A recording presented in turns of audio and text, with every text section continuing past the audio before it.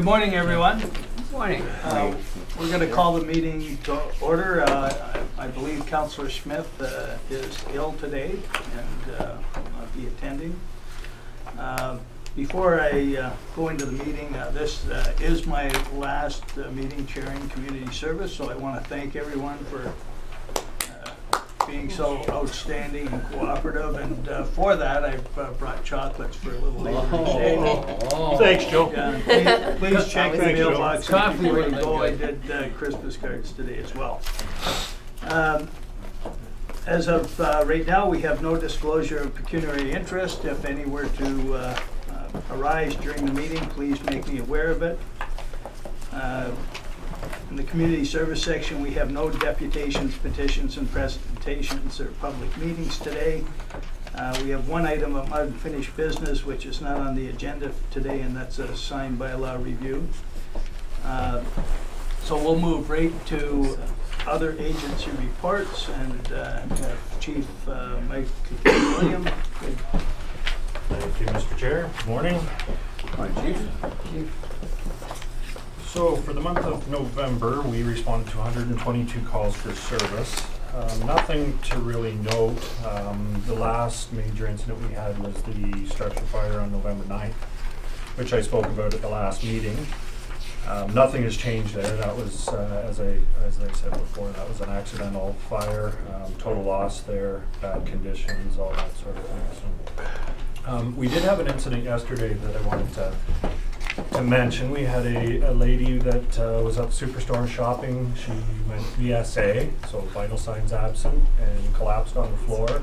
And it just so happened that one of our off-duty firefighters was beside her and performed CPR. And at this point, she was revived, and at this point, we understand she's still alive. So we're keeping an eye on that. This was a long-time resident too, that's been in the town for many, many years. So waiting to hear the details on that, but I won't mention the name just for privacy reasons, but if anybody wants to talk to me after, you're welcome to. So that was a good story. We're receiving a lot of calls for geese frozen into the ice on the river. They're not frozen into the ice, they're just sitting on the ice. So we've gone to 2 calls to check it out, but one of them, there was about 100 geese on the ice, and they thought they were all frozen in. So once you disturb them, they get up and walk away. So it's just one of those things we check on, but been kind of funny. Our food and toy drive, I mentioned at the last meeting, has been super successful this year. Our last day, we collect for 4 days. Our last day is on this Saturday at Walmart, and that'll wrap it up. But we'll hit the all-time high for the amount of food, toys, and cash that's collected. People are very generous this year. So that's all I had for today, Mr. Chair. Thank you. Is there any comments? Well, Mr. Chair, I think the Chief explaining a long-time resident and the situation at the Superstore VSA Fire Department arrives, and that lady is still alive today. And I think that's a testament as to why we have the fire department that we have, and why that we invest in our fire department. And I just want to congratulate the Chief and his men on a job well done once again. Men and women now, sorry. On a job well done. And as for the food drive and the toy drive, it's great news. That's for sure. Congratulations. Thank you very much. Okay, we'll now move to the consent agenda, and for community services, there were just 2 items pulled. One was myself, related to the recommended art display system for the Recplex and Town Hall, and the second by Deputy Mayor Fulci, community policing report. So with that said, we'll do the fire. Oh, sorry. Yeah, we'll do the fire department motion. So moved by Councillor Stockwell and seconded by Deputy Mayor Fulci. Resolved that the Community Service Section of Coordinated Committee does hereby receive the December 2017 Fire Department report for information. Thank you, Mr. Chair. Having heard the question, I'll call for the vote. Deputy Mayor Fulci. In favor. Councillor Bray. In favor. Councillor Ego. In favor? Mayor Smith. In favor? Councillor Stockwell. In favor. Chair Belanger. In favor? Thank you. The motion carries on a vote of 6 in favor, 0 opposed. Okay. That's a consent agenda. Yeah, so we'll now read the consent agenda, and this was moved by Councillor Stockwell and seconded by Councillor Eagle. Resolved that the Community Service Section of Coordinated Committee does hereby receive the December 14th, 2017 consent agenda items 3.4 through 3.4.3, and that the recommendations contained therein be adopted as amended.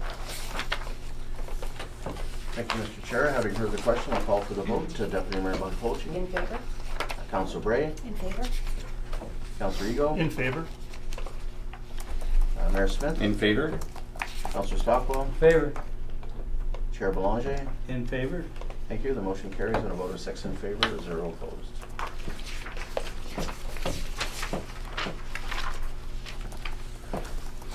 Okay, the first item pulled was the art display system at Redplex and Town Hall, and that was myself. And my only question was the provision in the event that art was damaged or stolen from either location is the town's liability, or if that's a liability that is going to be burdened by the group that's presenting the art. So I don't know if there's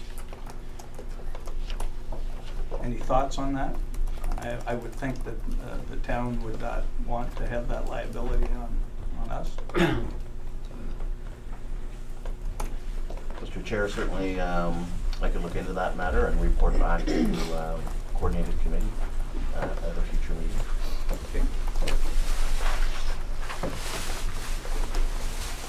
So moved by Councillor Stockwell and seconded by Deputy Mayor Blackfolty. Resolved that the Community Service Section of Coordinating Committee recommend to Council to approve allocation of wall space at both the Town Hall and the Recplex for the local art group to showcase their work as per recommendation from staff. Thank you, Mr. Chair. Having heard the question, I'll call for the vote. Deputy Mayor Blackfolti. In favor? Councillor Bray. In favor? Councillor Eagle. In favor? Mayor Smith. In favor? Councillor Stockwell. Favor. Chair Belanger. In favor? Thank you. The motion carries on a vote of 6 in favor, 0 opposed.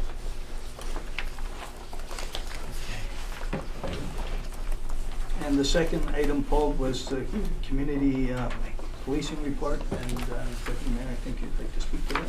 Thank you. Just for some clarification, I think the minutes here read that it was the Georgian Bay Health Unit donated space, but it's actually, this says Georgian Bay Community Health Center. So just a correction in the minutes. And it also says that it was donated space, but I believe there is a cost to it as well. There's, I think there's $15,000 associated with the use of that office, so there might not be rent, but there is still a cost. So I just, perhaps the next meeting that can be clarified with the members of that committee. Thank you. Any further? Excuse me. Councillor Eagle? Yes, thank you to the Deputy Mayor. You are right, there is a cost involved of $13,000. That $13,000 is not a cost, it's actually for supplies to operate it. It is the cost, I do agree with you. Thank you. Any further comment?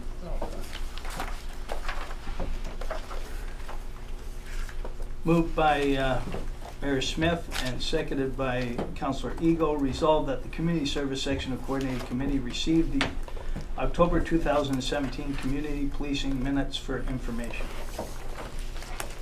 Thank you, Mr. Chair. Having heard the question, I'll call for the vote. Deputy Mayor Blackfolti. In favor? Councillor Bray. In favor?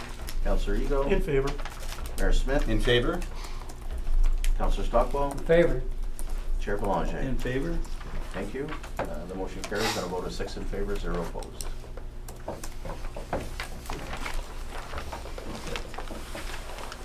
Okay, I think with that, do we need a recess?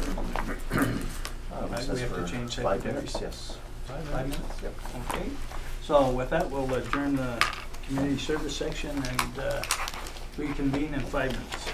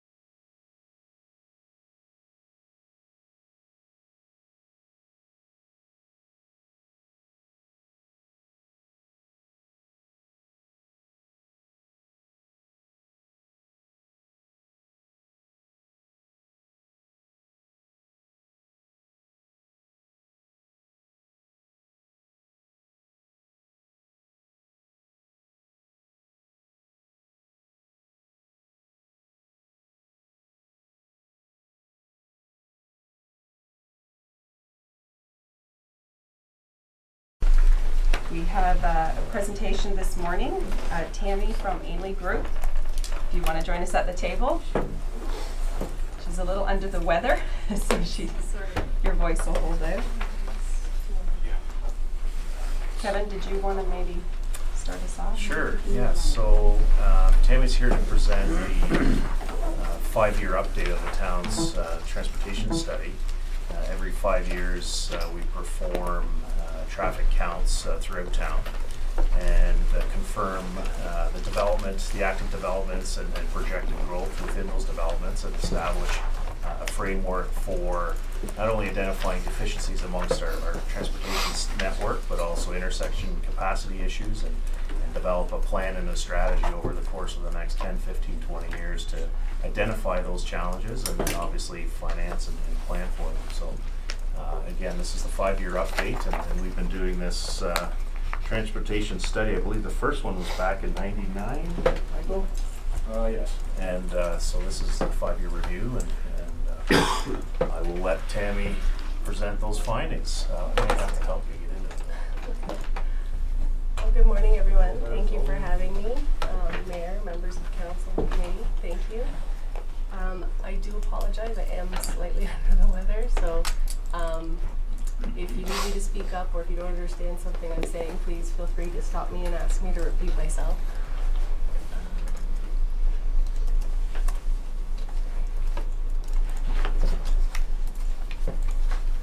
So I believe a copy of the study was appended to the agenda. Basically, this presentation is just going to take you through some of the work that we've completed over the past number of months, some of the findings, as well as some of the recommendations. Excuse me. So as Kevin just mentioned, the initial study was completed in 1999. Since then, we've done a few updates, one in 2006 and one in 2012. So again, this was just another 5 years down the road. So we undertook this study update, and those are the essential, essentially the purpose of the study. So it's to obtain current data for 2017, compare it with what we projected in the 2012 study, review, and basically analyze that data, review and estimate what the development impacts are on traffic within the community, and then look again at the next 5 and 10-year planning horizons, provide some recommendations and suggestions moving forward. So in terms of data collection, what we did, we selected 31 road sections throughout the community, and we did a 3-day automated traffic recorder count. So those are basically the tubes that you place on the roads, and they count cars and vehicles over a 3-day period. We selected 3 days this time. I think in the past we've selected 1 day, but 3 days just allows us to take out any anomalies that might be found in the data. And the 31 road segments are basically selected, we look at the network and we select locations that are considered more or less the key links within the community. We also look at areas where we feel those road segments may be impacted by developments or by destinations such as the beach. So they are selected in conjunction with staff. We also looked at 16 intersections within the community, and we did AM and PM. It was a 1-day AM and PM peak turning movement count, so we can analyze how those intersections are operating. So the counts were undertaken in June, and they are in midweek, and the purpose of that is to establish what the average conditions would be on a typical day. We don't want to do it on a Monday and a Friday. We find that there tend to be more anomalies on those days. So we do it during the midweek, and we do it prior to the onset of summer traffic. We did also repeat them, though, then again over a long weekend, and this year it was selected over the Canada Day long weekend, and that's to obtain basically the impact of the long weekend summer traffic. So as we look at the data, you're going to see referred to AADT, which would be the average annual daily traffic. You'll also see a number that's called the SWEDT, which is a summer weekend daily traffic. So this map, I apologize, it is a little bit hard to see, but it just identifies the locations of all of the counts that we did across town. Excuse me. So the purpose of this table is to just give you an idea, and again, going back to those kind of 5 or 6 key points and purpose of the study. These are the road section locations. The actual data would be the count that we obtained this year, And then we're comparing it with the projection that we did in 2012 to kind of see where we were at. I've kind of circled here the largest negative and the largest positive variation. So you'll see that Klondike Park Road actually experienced quite a bit more traffic than we had projected in 2012 versus, I think that's Main Street, actually didn't experience quite as much as what we had projected. But overall, when you take an average of everything across the network, traffic volumes this year were at approximately 110% of what we had projected in 2012, so slightly more. When we did the annualized growth rate, so we look at what was the AEDTs in 2012, what is it now? So basically, how has traffic been growing on those road sections over the past 5 years? Again, I've highlighted a couple of the, well, sort of the greatest differences there, but the weighted average, if you look across all of the system, is just over 3%, which is actually pretty typical. I think most places in Simcoe County are seeing, you know, in the order of anywhere from 2 to 4% is pretty typical. Then we looked at the impact of the summer weekend traffic. And the ones that I've highlighted here that experience the largest impact in terms of the daily traffic that they see on a summer weekend versus an average day of the week. And you'll see that those are essentially the streets that are in the east end of town that lead to the beach area, so Beach Drive, Mosley Street, River Road East, that kind of thing. So it's fairly, I suppose, expected, you might say.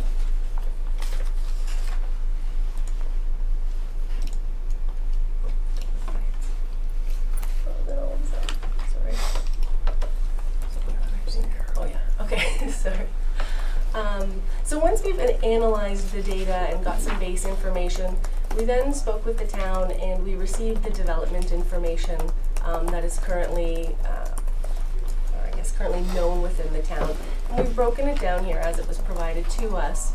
So there's approximately 7,100 residential units that are in various stages of development. Some are approved, some are under construction. Some are still only draft plan approved. So what we kind of try to do is get an idea of how many units there are, what stage they're at, so that when we're starting to look at our 5-year and 10-year projections, we can figure out how much build out you're going to have in these planning horizons.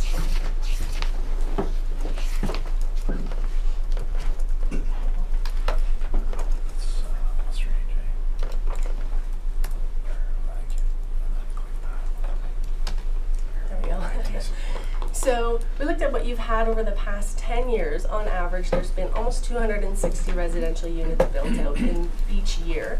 For the next 5 and 10-year horizons, we've actually looked at assigning a slightly higher growth rate in terms of what you're anticipating to be built each year. And we did note that that is consistent with the DC update. I think that was just recently done, 2016? 2015. 2015. And the sewer water capacity study. So once we know what the anticipated build-outs are, we can, and the timing of those build-outs of development, we can then start assigning trip generation rates and assigning traffic volumes to different road sections within the town. And then we apply what we've established as the background growth rate in traffic that doesn't include any development. And then we add the development that we expect over the next 5 to 10-year planning horizon. And we get this weighted average of traffic volume growth. So it is slightly different. You'll notice that it is a little bit higher over the next 5 years versus the next 10 years. And that's just directly related to the stage at which developments in town are at. So you have quite a bit under construction that are intended to be fully built out over the next 5 years. So you have slightly higher 5 years over 10 years. So we take this data, we look at the intersections, we look at the road segments, we try to identify if there are any deficiencies in the system, in the network, and provide some recommendations on what can be done. So of the intersections that we analyzed, they all seem to be operating with acceptable levels of service, and that is for that sort of future projected 5 and 10-year planning horizon, which is great. There was one intersection where it does appear that left turn lanes might be warranted over the next 5 to 10 years. And actually, we've actually identified it's right in the next 5 years, and that's at Sunnydale Road and Knox Road. That being said, you know, this is all based on current data and current traffic patterns. So we always suggest that, you continuously review these intersections, take a look at if there's any changing traffic patterns, if things like signal timing need to be adjusted and that kind of thing. But in general, intersections seem to be operating pretty well. Road sections, we did look at the road sections that are currently under construction or have recently been upgraded. But in addition to those, the following road sections we've identified are anticipated to exceed their lane capacity within the next sort of 5 to 10 year time frame. And the table kind of explains that. And what we mean by exceeding their lane capacity, there are general rules of thumb that are established for capacity of a 2-lane or a 3-lane or a 4-lane road. And so we look at what the AADTs were found to be, we compare that to what the capacity of that road might be, and we identify deficiencies. So the first one being Mosley Street, and actually, sorry, I should go back and mention that all 4 of these roads are within the town's current 10-year capital works forecast. And the timings generally do coincide with what has been suggested in the capital works forecast. The one, I believe, the River Road West one, I think has been accelerated, but it's been accelerated for other reasons, and that's kind of the note at the bottom of the page. So the 4, the Mosley Street, River Road West, well, 3 sections of River Road West are identified up there. Those are ones that should be examined and should be looked at in terms of widening, and staff are on top of that because it is within the capital works forecast time frame. There were a couple of items that we were specifically asked to look at in this update, and one of those was the application of roundabouts. Roundabouts are becoming more popular and more common occurrence in Canada, and I guess all over the world. But so we looked at, could roundabouts be applied at the signalized intersections, and would they operate acceptably? And from a strict operations perspective, they would. You could replace your signalized intersections, or the signalized intersections that we analyzed, with roundabouts. And we looked at if it could accommodate the traffic that's expected up to the next 10 years. We didn't look beyond 10 years, but over the next 10-year planning horizon, you could replace those intersections with roundabouts. The one thing that I suppose we would caution is that when you're considering doing this, you really need to look at them on a case-by-case basis, because operations is one thing, but there are other considerations that need to be taken and looked at, and that includes, as mentioned, of their property, utilities. You want to look at distance between intersections, so you don't want to have too short of distance between intersections. As well, you would need to look at the side streets. Roundabouts, as you all know, are intended to you yield right of way to the flow of traffic. So if you have a significantly unbalanced volume of traffic, so if you have a lot more traffic on the main road than on a side road, it's not going to operate as well as a signalized intersection, because someone on a side road might not find a gap to get into the roundabout. So from an operations perspective, yes, roundabouts could work, but they should be looked at on a case-by-case basis. Similarly, we looked at active transportation. I know within the active transportation plan, it was identified that bike lanes, sidewalks should be added to some of the major roads within town. So we were asked to look at, could those be accommodated, and for existing 2 and 3 lane roads, there's likely sufficient right of way to accommodate sidewalks or bike lanes. Again, that would have to be looked at sort of more in depth on a case-by-case basis. You'd have to evaluate impacts on utilities and that kind of thing. However, on 4 lane roads, it's getting a little bit crunched for space. So we were asked to look at, is there a potential to do something like a road diet? Could you take a 4 lane road and could you make it a 3 lane road to accommodate bike lanes and sidewalks? And again, we looked at the next 10-year planning horizon, so 10-year traffic volumes. And for all 4 lane roads within the town, with the exception of Mosley Street, there is potential to do that. Obviously, it's going to impact the level of service that the roadway can provide. So we do suggest, again, this has been done from a very high level perspective, from an operations standpoint kind of only. So you should look at them on a case-by-case basis, because you will have to balance that sort of competing constraint. Are you okay with lowering the level of service or the volume to capacity ratio of the roadway to accommodate these types of things? And in addition to that, we've pointed out that any reduction in roadway capacity could trigger the need for a municipal Class A, so you would have to go through that process as well. But the potential is definitely there if you're trying to avoid right-of-way acquisition. That is an option.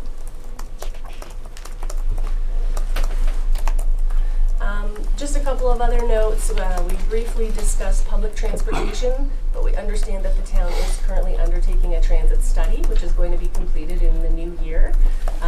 Just keep in mind that recommendations out of that study and recommendations in this study certainly could impact one another. So, when the results of that study come out, we'll obviously have to consider what's been sort of said here or moving forward.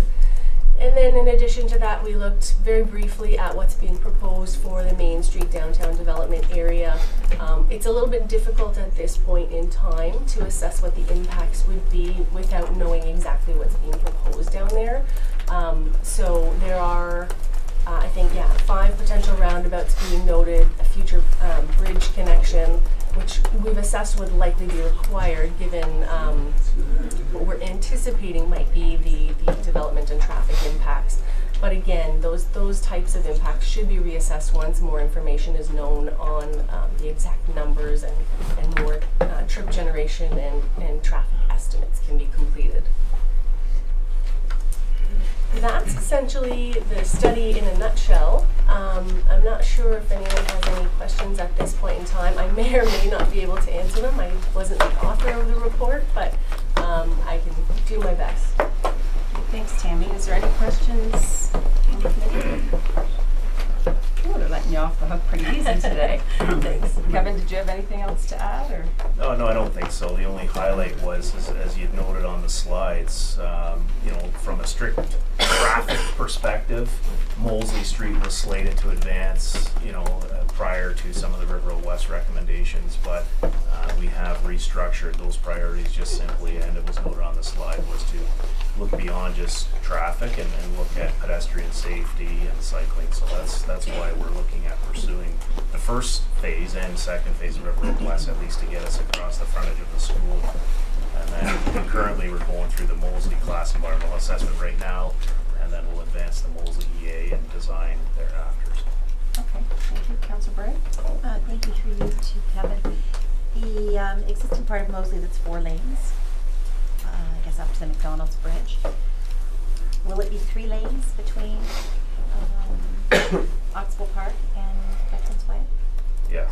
With bike lanes. Correct. And with, so.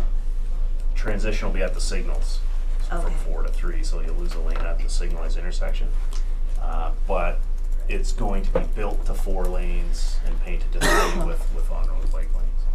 So at this point there would be no need to go backwards and paint those 4 lanes to 3 because it indicates there is a need for 4 lanes. Correct. There's no. Will we work on alternate bike routes? I mean, there's nothing wrong with taking the bikes off of Mosley Street. Certainly when there is property available, that's our priority, to get them at least a physical separation from the traveled lane and get it off and into the boulevard. But there's limitations, as you know, along River Road West in terms of a true separated bicycle facility. And that's why they've been identified within the cross section. Ultimately, if property was there, there is potential, but there's not a whole lot of property on the south side of River Road West to accommodate that, as well as the road improvements and sidewalks and that type of thing. Okay. Anyone else?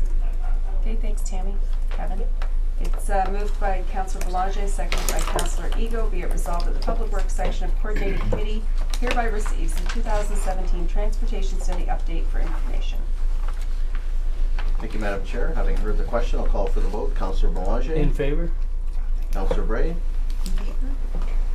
Councillor Ego. In favor? Mayor Smith. In favor?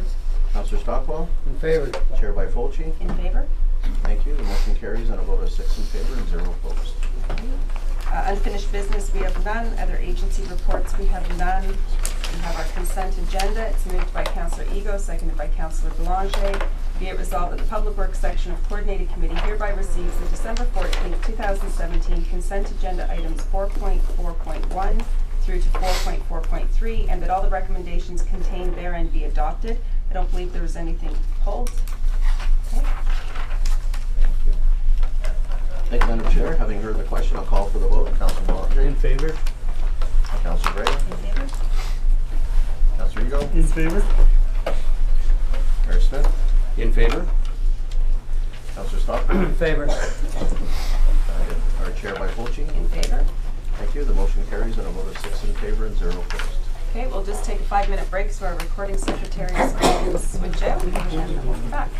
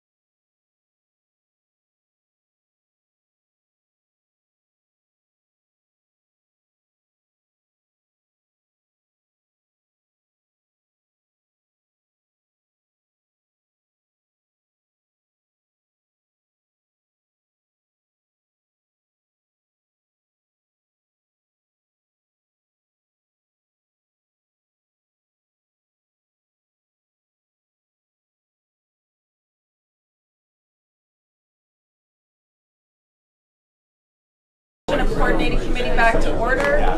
This is the Development Services section. I will point out. Excuse me, ladies and gentlemen. I will point out that Councillor Smith is away ill today, so I'm filling in the chair's position. We do have one deputation, and they're all crowded in the doorway because they couldn't get in. So if you want to join us at the table, we have Stephen Naylor from Innovative Planning Solutions regarding 760 Mosley Street.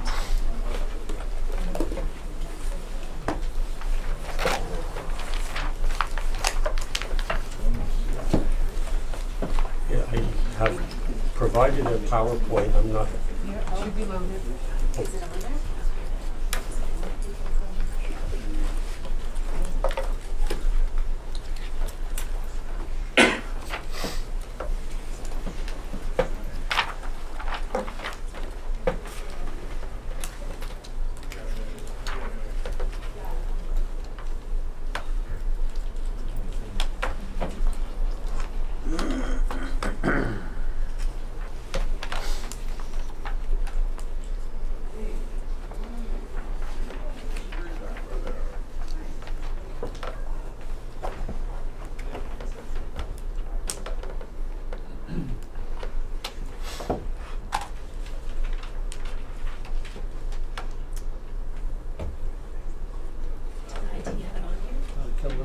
Should we? Do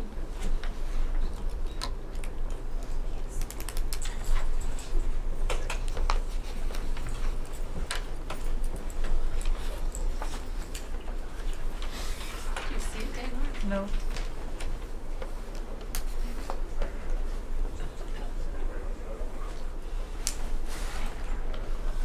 have to call IT.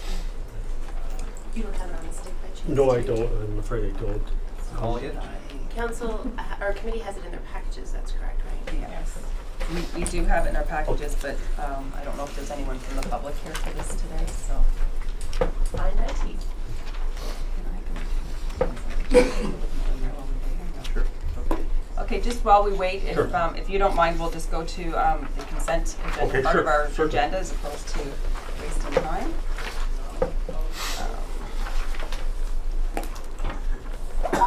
Actually, under unfinished business, there's a list there, but nothing, I don't think, to discuss today.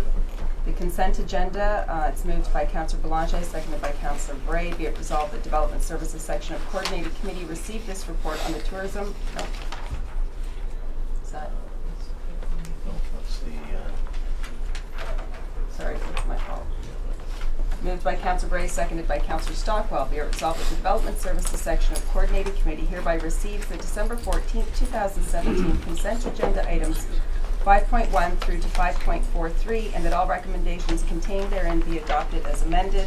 There was the one item pulled, status on the tourism accommodation policy review and affordable housing initiatives.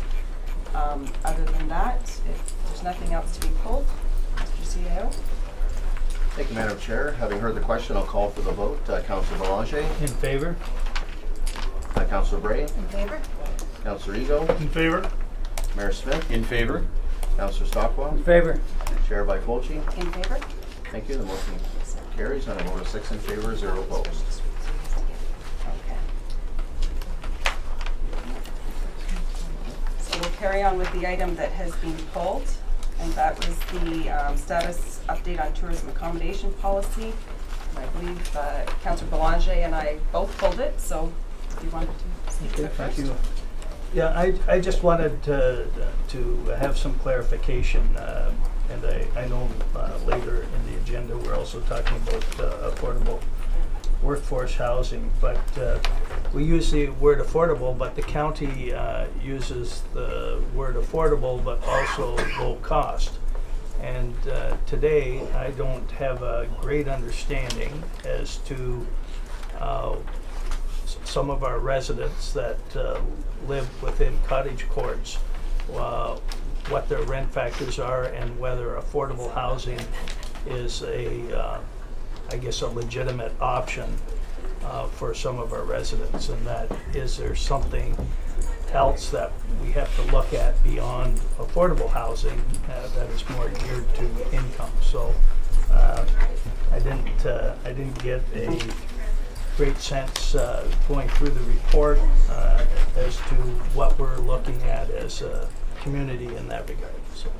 Okay, thank you. And I actually pulled it because the tourist accommodation program that we put in place a number of years ago kind of has been sitting for 3 years, and we really haven't done anything more about it. And that was an initiative to try and work with accommodation owners who were housing people who needed to be there. So I guess my comment was just I'm glad that this is coming forward. It sounds like there will be more information coming forward in the new year. Because I think that I'm looking at Doug back there, he's shaking his head, because I think that we do need to get it back on the table, we do need to discuss it.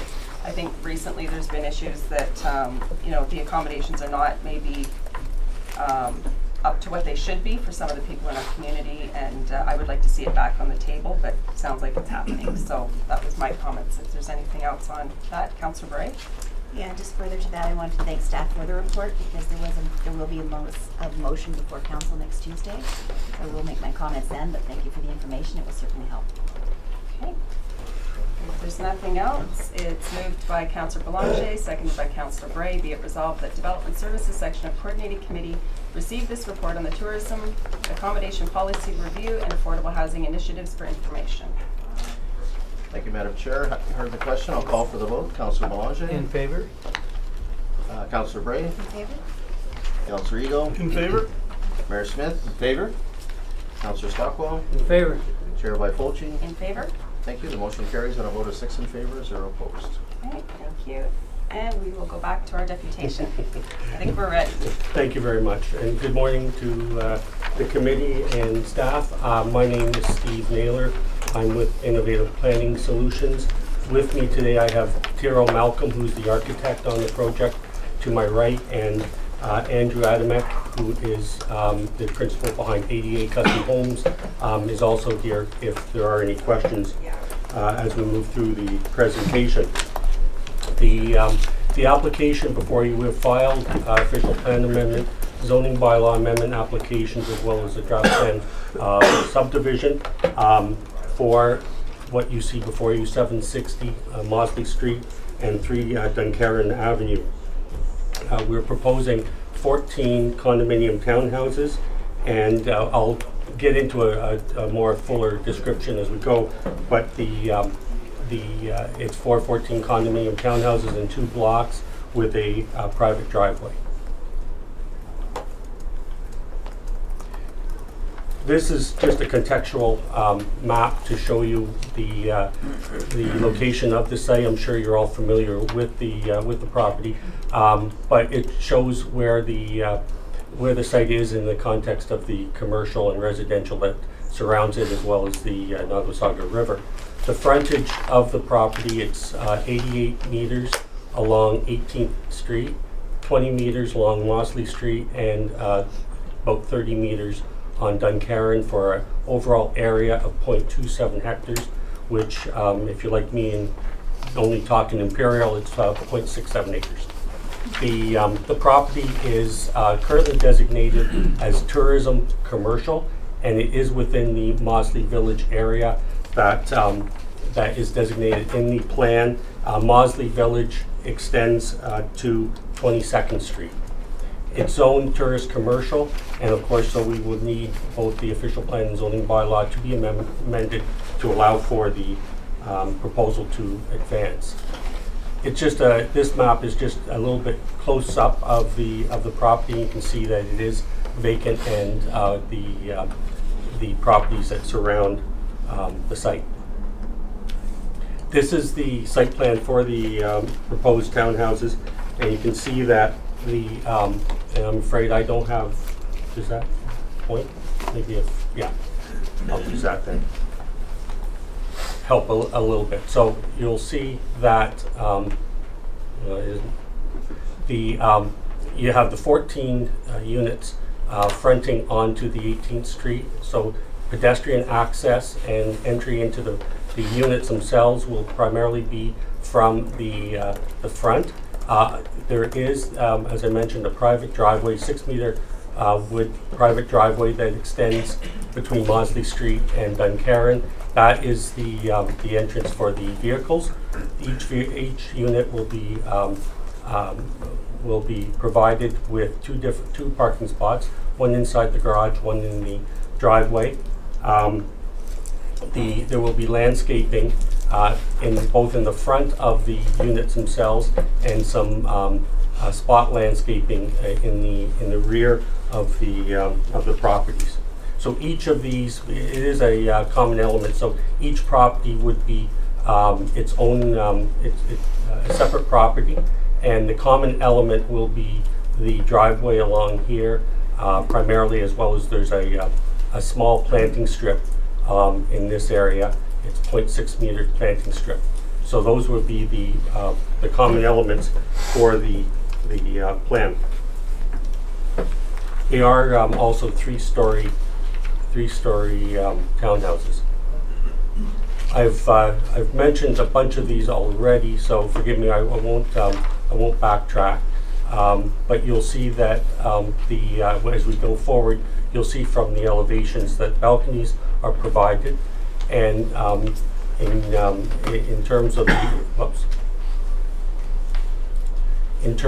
the infrastructure, both sewer and water is available for development on the surrounding streets, and transit is located and goes along 18th Street and Mosley Street. I noticed a typo there on the bottom, but on Mosley Street there is also transit available. This provides an overview of the zoning provisions of the town's bylaw. The column on the right, the bolded figures, are areas where we're requesting special exceptions be provided.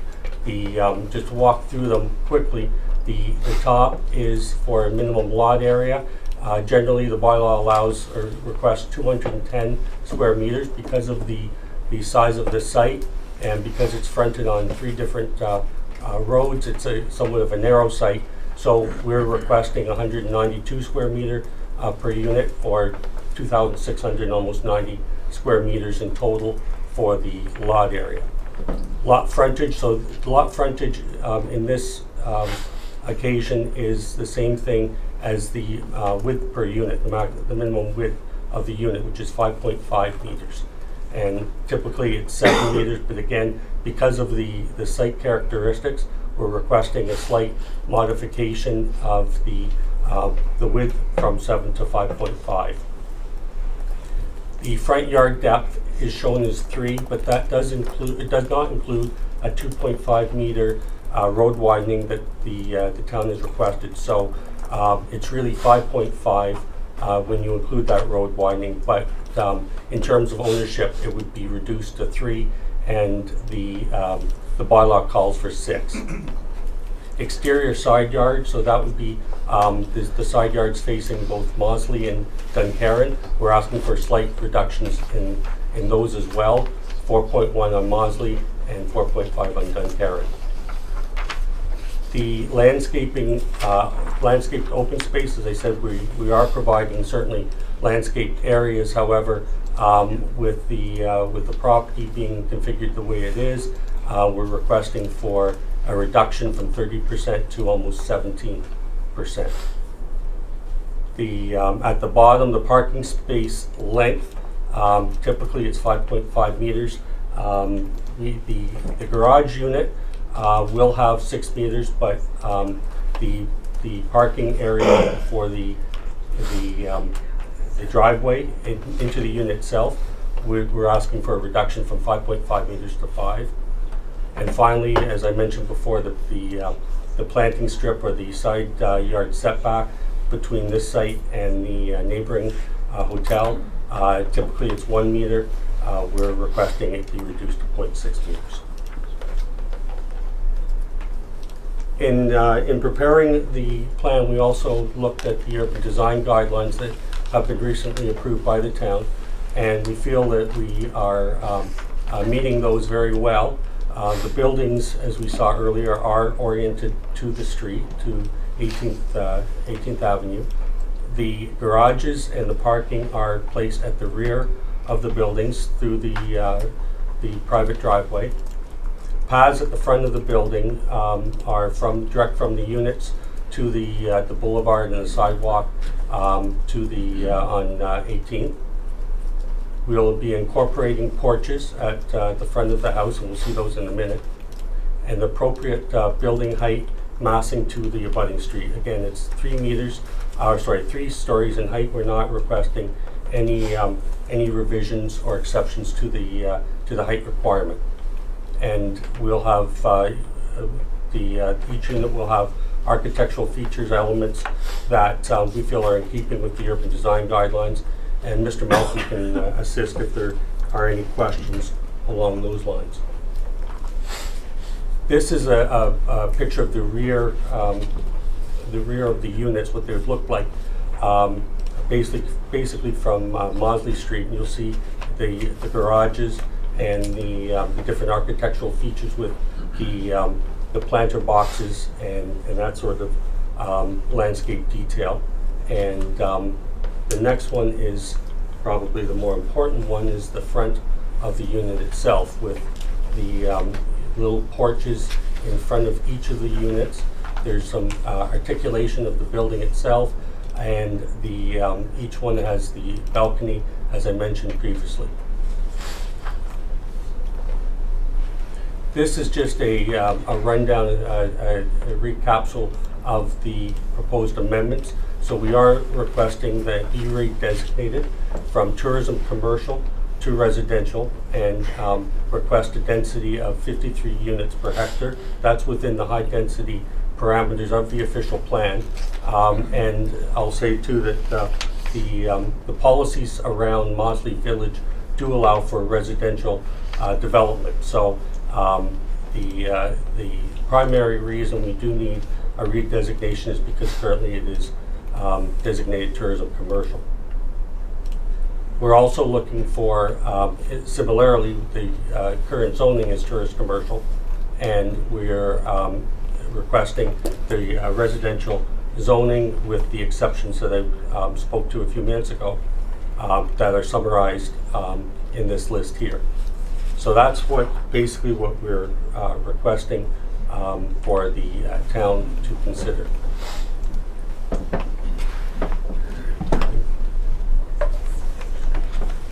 Whoops. So that is my presentation, Madam Chair and Committee. So just to summarize, it's a 14-unit common element condominium that we're requesting with official plan and zoning amendments, and we're requesting that the committee do recommend to council that a public meeting be held. So thank you, and we'll be happy to answer any questions. Thank you for that. Actually, in our consent agenda, we already approved that. So by switching things around. But perfect. That's for the public for the public's meeting. But if there's any questions from committee at this point, now would be a good time. Just a comment, Madam Chair, if I may. I think it's going to be a great addition to this corner. That property has been vacant for a long, long time and been an eyesore for a long, long time. And so it's good to see that someone has come along to develop that site. I'm glad that it's been approved. Councillor Bray? Yeah, just a quick question, very simple question that may be inappropriate. There's 14 townhomes proposed for the lot, and there's a number of exceptions to do with the width and the size and the landscaping. If you were to put 13 townhouses on that lot, would you need as many exemptions? Probably not. We haven't tested that, but because some of the exceptions we're requesting deal with, as examples, the exterior side yard, if you reduce the number of units, then those exceptions might either become less or might disappear altogether. We have chosen 14 because of the 7 and 7 configuration, as well as just the market realities of the cost of development. Anyone else? Okay, thank you for your presentation. And with that, we will recess for 10 minutes and change recording secretary.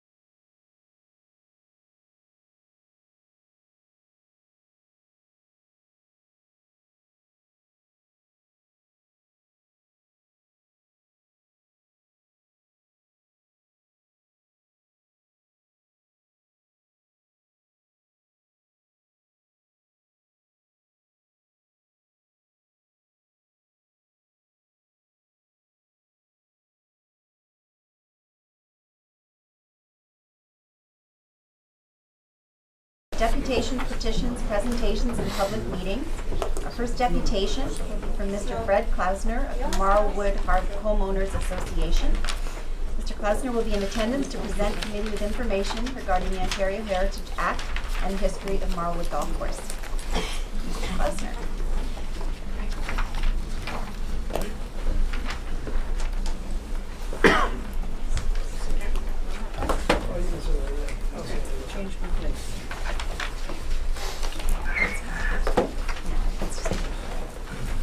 Welcome.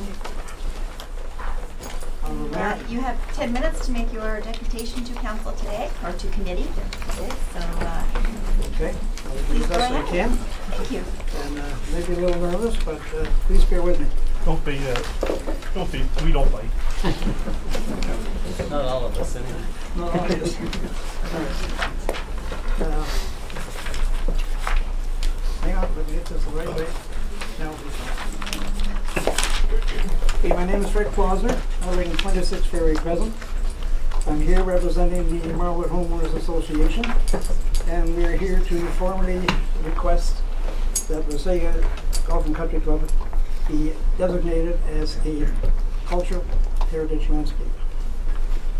We made this presentation on July the 10th to the advisory committee, history advisory committee. We did not realize that they had no standing since they had no expertise to recommend to council. So therefore I'm going to do the same presentation again, similar to what we did before. And for that purpose I will take selective parts of the Ontario Heritage Act which apply in this case. The designation process really consists of, under the Heritage Act number section 29, it has 6 key ingredients, which is identifying the property, researching the property, that's better, serving notice of intention to designate with an opportunity of objection, passing registered designation bylaw, listing the property on the mutual register, and listing the property on a provincial register. The heritage introduction designation, municipalities have a key role to play in conserving places that have cultural heritage value. The designation of individual properties under the Ontario Heritage Act is one tool that municipalities have used to protect thousands of properties in hundreds of communities across this province. Heritage designation recognizes the importance of a property in a local community. It protects the property cultural heritage value. It encourages good stewardship and conservation, and promotes knowledge and understanding about the property. The importance of a property in a local community, I may add, that the present owners, Mr. Verdenga, has stated many times, and I quote, "It has not been lost on us how important this golf course is to this community."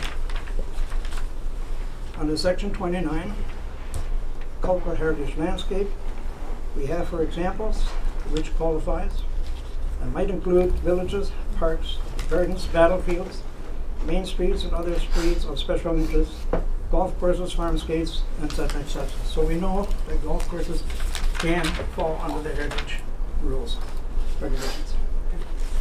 Many municipalities keep a register of cultural heritage property value or interest. The Ontario Heritage Act allows property that has not been designated, but that municipal council believes to be of cultural heritage value or interest, to be listed on the municipal register. Many of these listed properties are eventually recommended for designation. A property can also be recommended for designation by a property owner or through a suggestion of an individual or a group in the community. In some cases, if the property is threatened with demolition, initiating the designation process is one way to prevent threatening heritage and allow for more time for considering alternatives. Careful research and evaluation of the candidate property must be done before a property can be recommended for designation. Criteria are set out in regulation made under the Ontario Heritage Act whether property is of cultural heritage value or interest. Before deciding whether or not to proceed with the designation, council must consult with its Municipal Heritage Committee if it has one. The Municipal Heritage Committee is instrumental in ensuring that the relevant heritage information is considered and assisting evaluation of the property. On November 3rd, 2003, an Ontario Divisional Court decision in the case of Trompy versus Lakeshore held that requiring the owner's consent before considering the designation of a property was not consistent with the intent of the Ontario Heritage Act.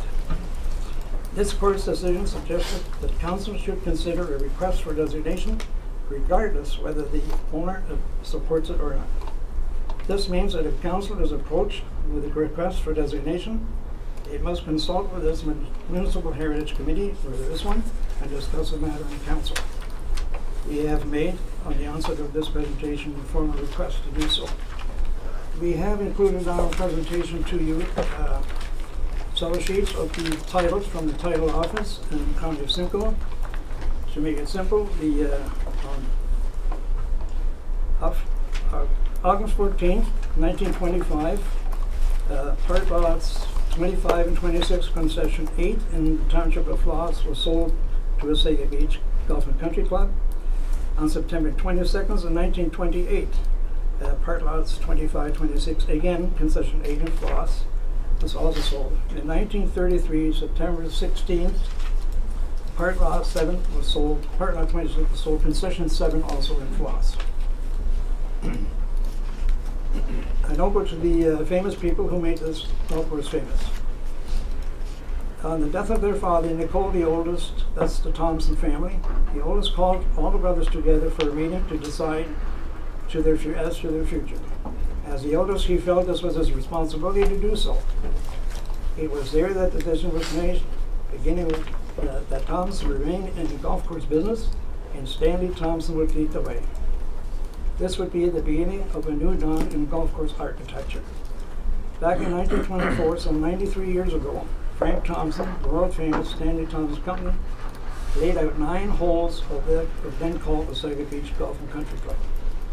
The 5 Thompson brothers, who created world-famous golf courses all around the world, Stanley Thompson Company laid out 176 golf courses, 144 of these in Canada, 26 in the United States, 4 in Brazil, 2 in Jamaica, and a further 2 in the Caribbean. These include some of the finest golf courses in Canada, such as Jasper Park, Banff Springs, Capilano, Vancouver, the Vancouver Edmonton Golf and Country Club, the Aqua Golf and Country Club in Winnipeg, Brantford Golf and Country Clubs, St. George's Golf and Country Club in Toronto, Whirlpool Niagara Falls, Fundy National Park, Digby Pines, Nova Scotia, and the Highlands in Cape Breton, just to name a few.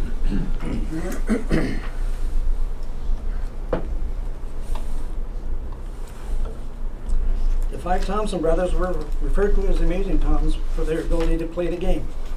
All Thompsons were excellent golfers, with Bill winning 1 Canadian Amateur and Frank, who laid out the course, won 2 Canadian Amateur championships, and he also beat, on 1 occasion, the famous Bobby Jones in a match.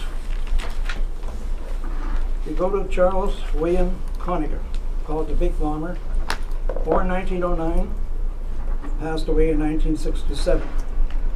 Charlie Conacher was a Canadian professional ice hockey forward who played for the Toronto Maple Leafs, the Detroit Red Wings, the New York Americans, in the National Hockey League. An early power forward, he was nicknamed the Big Bomber for his size, powerful shot, and goal scoring. He led the NHL 5 times in goals, twice in overall scoring, over 5 seasons from 1931-32 to 35-36. Conacher was named to 3 NHL All-Star teams and 2 NHL Second All-Star teams. And he is an honored member of the Hockey Hall of Fame. On January 1st, 2017, in a ceremony prior to the Centennial Classic, Conacher was part of the first group of players to be named one of the 100 greatest NHL players in Canadian history. After his retirement, Conacher went into coaching, meeting with remarkable success.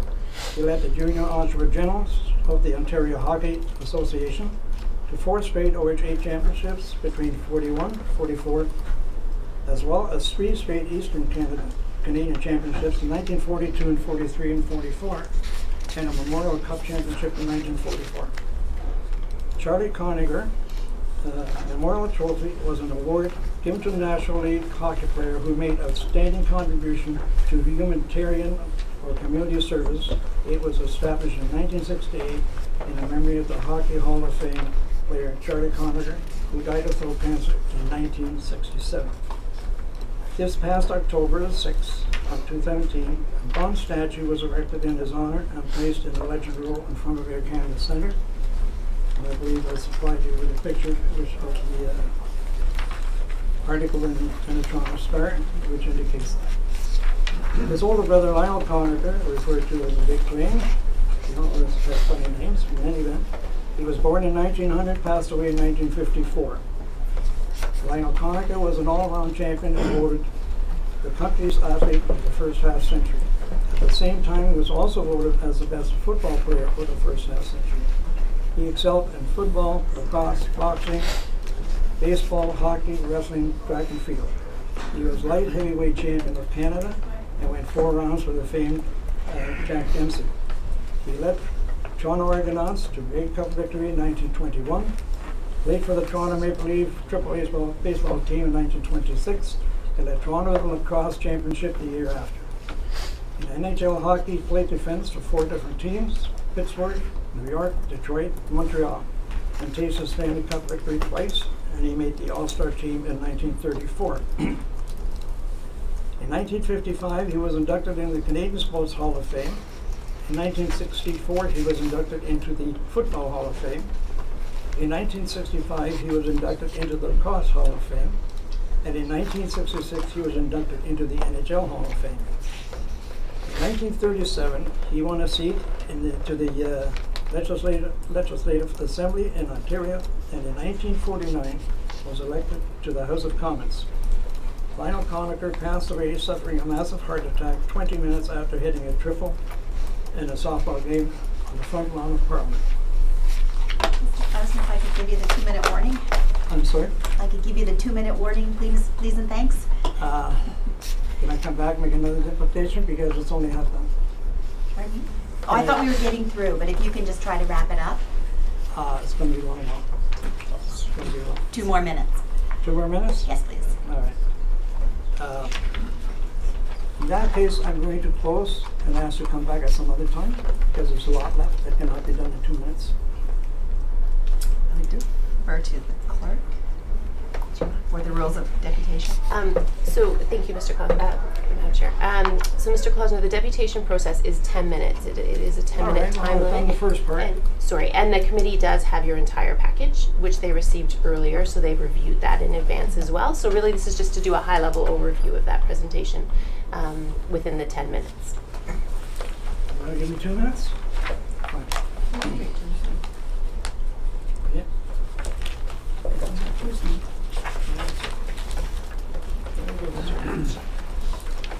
As you know, the town of Oak will shut down the Glen Abbey project and voted unanimously to reject development of Glen Abbey.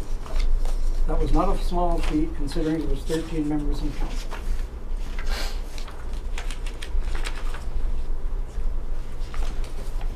Wildwood Golf Course has a long history dating back to 1924 when the famous Founder brothers envisaged the golf course and aptly named the Wasaga Beach Golf and Country Club, named after the small town. The golf course has seen many changes, being only a 9-hole course to becoming an 18-hole golf course with a unique modern clubhouse and swimming pool. Indeed a landmark in the envy of the surrounding area. The course has seen many ownerships, but no one affected it more profoundly than the ownership of the Donald Kurt and Donald Shirk, who created a 168-lot subdivision where I live. To be quite frank with you, Madam Chair, I feel very uncomfortable going any further because this whole thing is going out of line. As far as you having the material is concerned, it does not give me the right to comment on the material, and therefore I reserve my right to come back. Thank you. Are there any questions from members of council? Okay. Seeing none, thank you for your presentation. Sorry? Hold on one moment. Sorry, I did just want to point out that later on in the agenda, there is a motion that I've asked to have pulled dealing with this matter. It was just for information, but I think at that point there might be more discussion. Okay. So please don't go anywhere because you can at least listen to the discussion that will take According place. to the Act, you're supposed to, where there's a Heritage Committee, you're supposed to consult with the Heritage Committee, right? So now that there is no Heritage Committee, who do you consult with? I think that discussion will probably take place a little bit later in the meeting. So don't go anywhere. Okay. I'll be available. Thank you. Thank you very much. Okay. Put on your friend. Yeah. Put on your friend.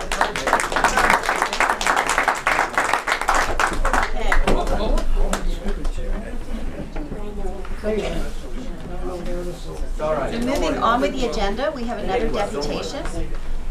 From Marlwood Golf and Country Club, we have Ms. Christine Moss representing Alex Mardenka. They will be in attendance today to speak to committee regarding the group that is trying to establish a heritage designation for Marlwood Golf and Country Club.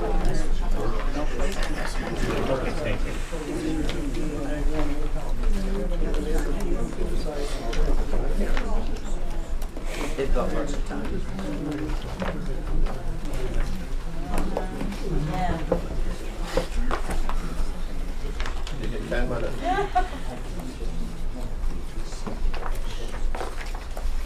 Thank you. So my name is Christine Moff. I am the planning consultant working on behalf of Marlwood Inc. We have provided planning applications earlier this year and are working with staff on having those applications deemed complete and to move forward into a public process.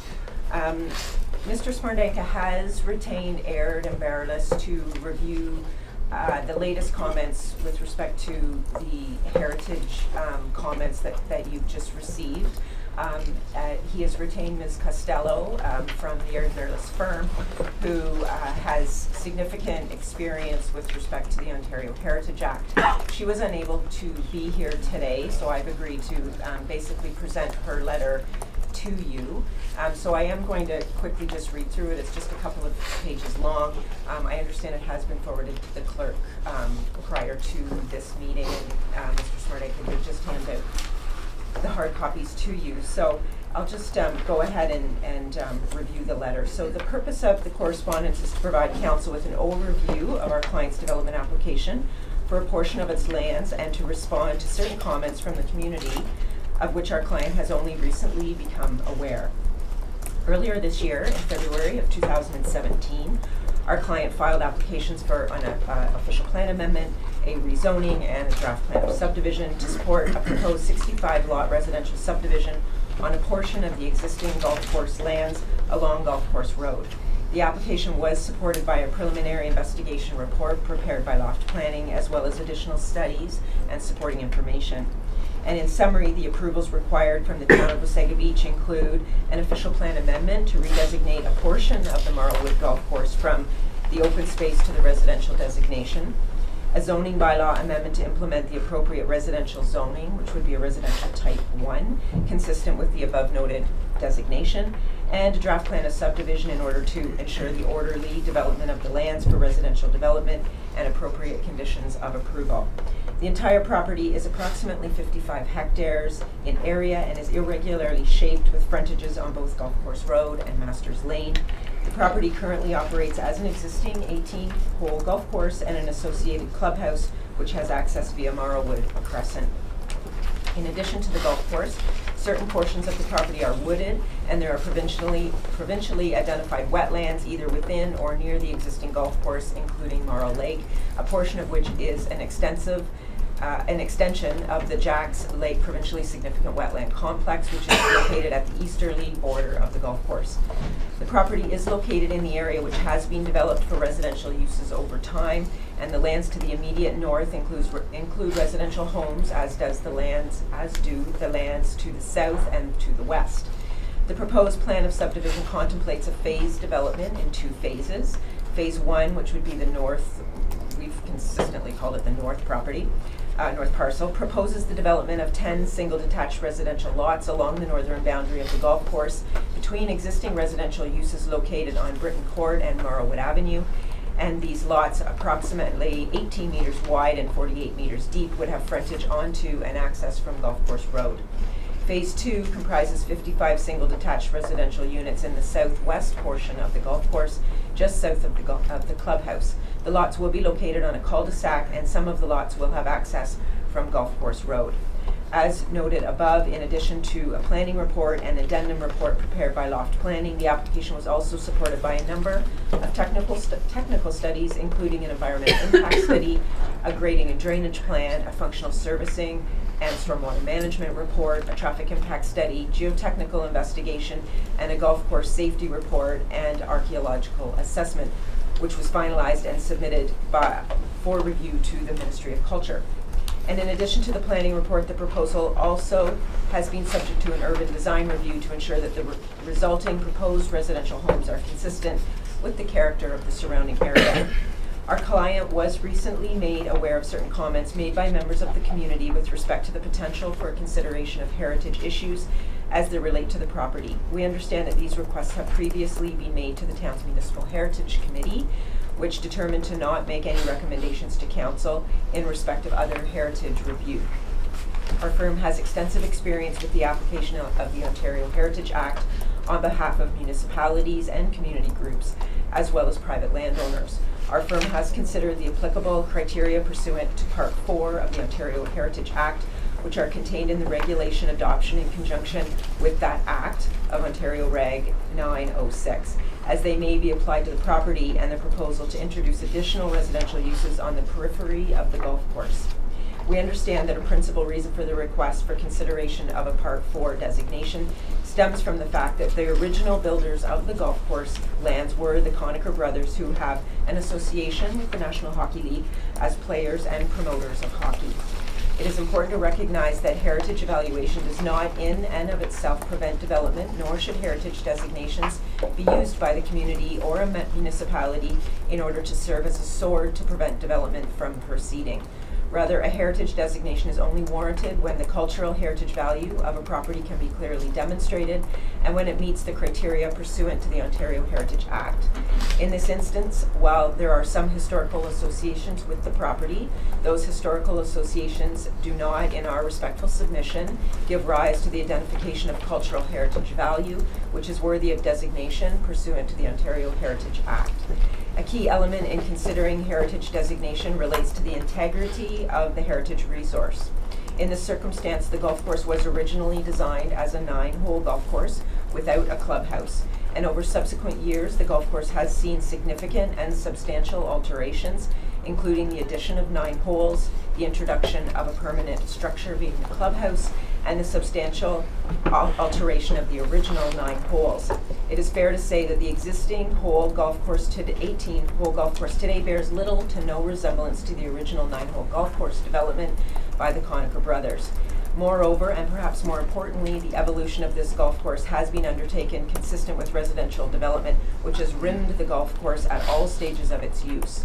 Accordingly, even if determination was made that certain elements of the golf course did contain significant integrity and cultural heritage value to warrant designation, that in and of itself would not necessarily prevent the proposed residential development, which is consistent with the evolution of the golf course and the area surrounding it. It is recognized that currently the majority of the property is designated as open space, and that there are a number of environmental features which serve as development constraints on the property. And for that reason, a natural heritage constraint study was undertaken for the property prior to the development concept being proposed. Those key natural heritage features were identified both on and adjacent to the site, and appropriate development setbacks are proposed. The multiple areas of development constraints include significant woodlands and woodlots, as well as the presence of the Jacks Lake Complex PSW and the Marlwood ANSI.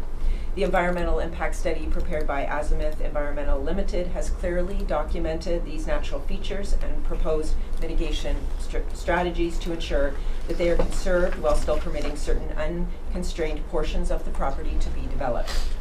The proposed development of low-density residential lots in 2 phases and the continued operation of the 18-hole golf course conforms to the residential land use designation contained in the official plan and meets the implementation policies within Section 5.3 of the official plan. The development will result in parkland dedication through cash in lieu and enhancements to the public trail network to provide for public access to trails around Marl Lake. In this respect, the proposed development will result in net public benefits for the broader community, and the proposed density of 10 units per net hectare and 11 units per net hectare in each phase is in keeping with the existing fabric and well below the official plan policies, which contemplate 20 units per net hectare for this type of development. Additionally, a review was undertaken with respect to the residential type 1 zone permissions, as that is the rezoning which is proposed for the development lands, and the zone provisions as they relate to parking, lot areas, building setbacks and coverage are all met or exceeded in a positive fashion by this proposal, demonstrating that there is consistency with the township zoning bylaw 2006-60 and is consistent with the type of residential development contemplated within the area. Accordingly, it is our respectful submission to the town that the development proposal has appropriately considered the unique features of these lands, including its historical development, and we would ask that Town Council affirm its direction to town staff to continue to process the applications for the official plan amendment, zoning bylaw amendment, and draft plan of subdivision, and direct staff to prepare a report for the town's consideration in 2018. Our client gratefully appreciates Council's attention to the proposal and looks forward to carefully considered and well-designed project, which will be a benefit to the broader Wasaga Beach community. Thank you. Thank you. Are there any questions from council? Seeing none, thank you for your dedication.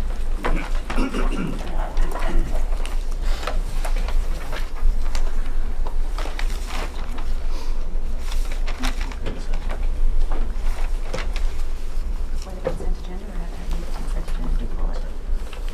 Okay, so we will, moving forward, we'll move into the consent agenda, and then what we'll do is we'll bring this issue forward so that those in attendance won't have to wait till the end of the meeting to address the issue. So, last 2. Unfinished business, there is none. Other agency reports, there are none. We're moving into a consent agenda. All items listed below will be approved by one resolution. There will be no separate discussion of those items unless a council member requests it, in which case the item will be removed from the consent resolution and considered immediately following adoption of the remaining consent agenda items. Following items have been pulled for additional discussion. 6.4.1A, Tourism Events Advisory Committee, October 25th. Item 3, High School Task Force, September 11th, 2017. Item 6, Director of Economic Development and Tourism Digital Advertising Sign Report. Item 7, Director of Economic Development and Tourism Fram Building Group Financial Audit. Item 9, Director of Legislative Services and Clerk's Report dated December 14th, the Historical Advisory Committee. Request to designate the Marlwood Golf Course and the Marlwood Golf Course Clubhouse. And item 11, Director of Legislative Services and Clerk's Report dated December 14th, Joint Integrity Commissioner Agreement. And finally, 6.4.1C, Finance, the third quarter financial reports. So the motion reads, moved by Councillor Stockwell, seconded by Councillor Belanger, resolved that General Government Section of Coordinated Committee hereby receives the December 14, 2017 consent agenda, items 6.4.1 through to 6.4.3, and that the recommendations contained therein be adopted as amended. Mr. CEO. Thank you, Madam Chair. Having heard the question, I'll call for the vote. Councillor Belanger. In favor? Deputy Mayor Byfolchi. In favor? Councillor Ego. In favor? Mayor Smith. In favor? Councillor Stockwell. In favor. Chair Bray. Thank you. The motion carries on a vote of 6 in favor, 0 opposed. So then, with committee's permission, I would like to move item 9 to the forward to the front of the list, so we can discuss that first. Seeing no objection, I will read the motion. Moved by Councillor Stockwell, seconded by Councillor Ego. Resolved that the General Government Services Section of Coordinated Committee received the report regarding the local resident request to designate the Marlwood Golf Course and Marlwood Golf Course Clubhouse for information purposes. Any comments or questions? Deputy Mayor Fulci. Thank you. The staff report is only for information, and I don't believe that we should just be receiving it for information. When other developments come forward, there's a, and I think Christine listed a lot of the different studies and things. As an example, if they think that there's a hognose snake there are studies that have to be done to prove they're not, or they're not going to be harmed, and that development doesn't happen. I see this as the same thing. And while I understand our historical advisory committee can't formally request a designation, I was disappointed to see that no advice or anything came forward from them. I think it does need to go back to them. I think that they're a committee that's in place to research, to provide advice. It's in their title. I guess I'm concerned it's coming forward at the same time as a development, which has people concerned. It will be more costly for the landowner to go through an OMB process and all of those things. If there is a way that we can look at this beforehand to maybe define one way or another, it either is or it isn't, I think it will save money in the end. Who pays for that study?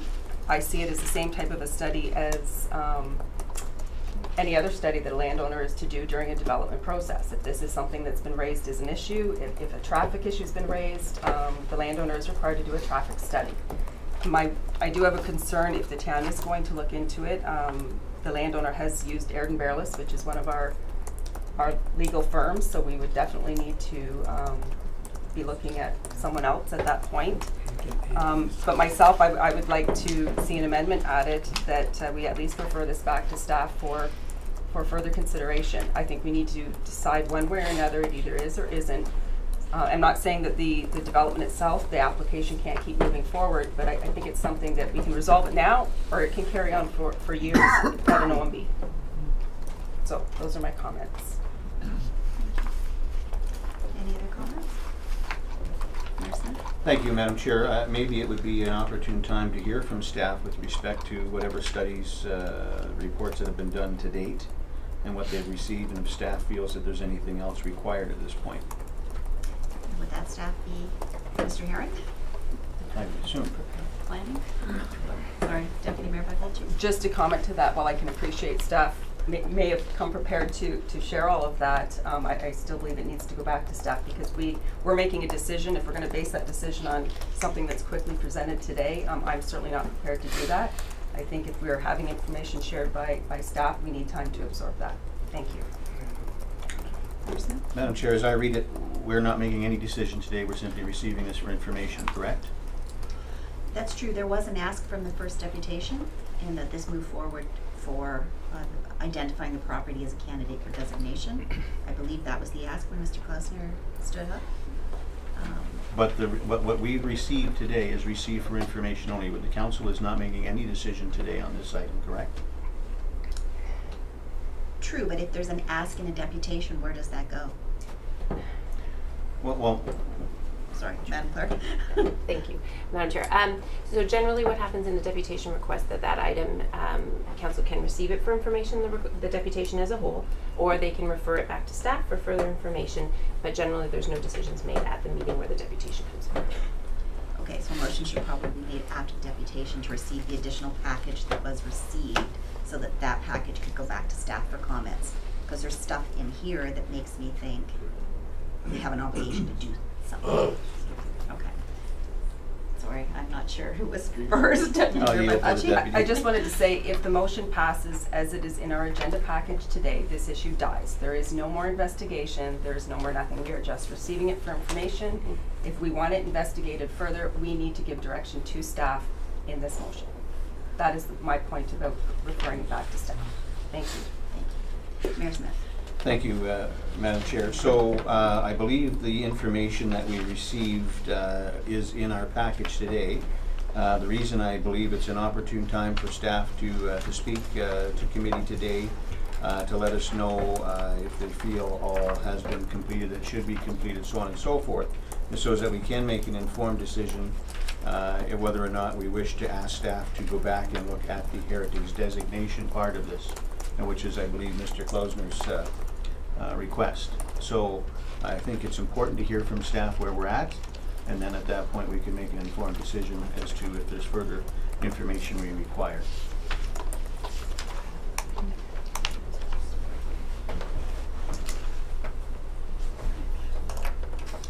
So the motion is on the floor.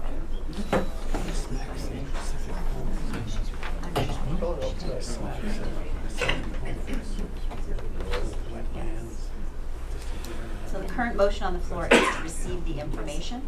Would you like to make an amendment to that motion? Yes, I would like to make an amendment to that motion that refers it back to staff for further investigation to ensure that we're not missing something on this property. But I'm sure that the clerks will clerk that up a lot cleaner than that. I would second that motion in that motion, Madam Chair. Okay. Our deputy clerk will work on that motion.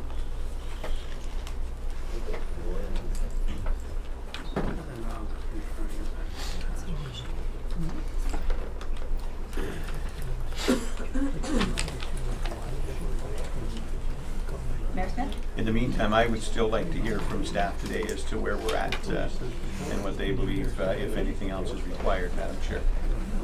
Mayor Smith, this report came from our clerk, so should she be the staff member speaking to it? Well, the clerk could speak to it if she wants to make things up, I'm sure, but if we want someone to speak to it who does this every day, I imagine it should be Mr. Herron. Unless the clerk feels like speaking. Yeah. Mr. Herron, would you like to speak to the committee today? Madam Chair, I would just like to point out, we're not talking about a development today, we are talking about the heritage of this property. So just so that we can stay on track, we're not talking about the official plan, we're not talking about that.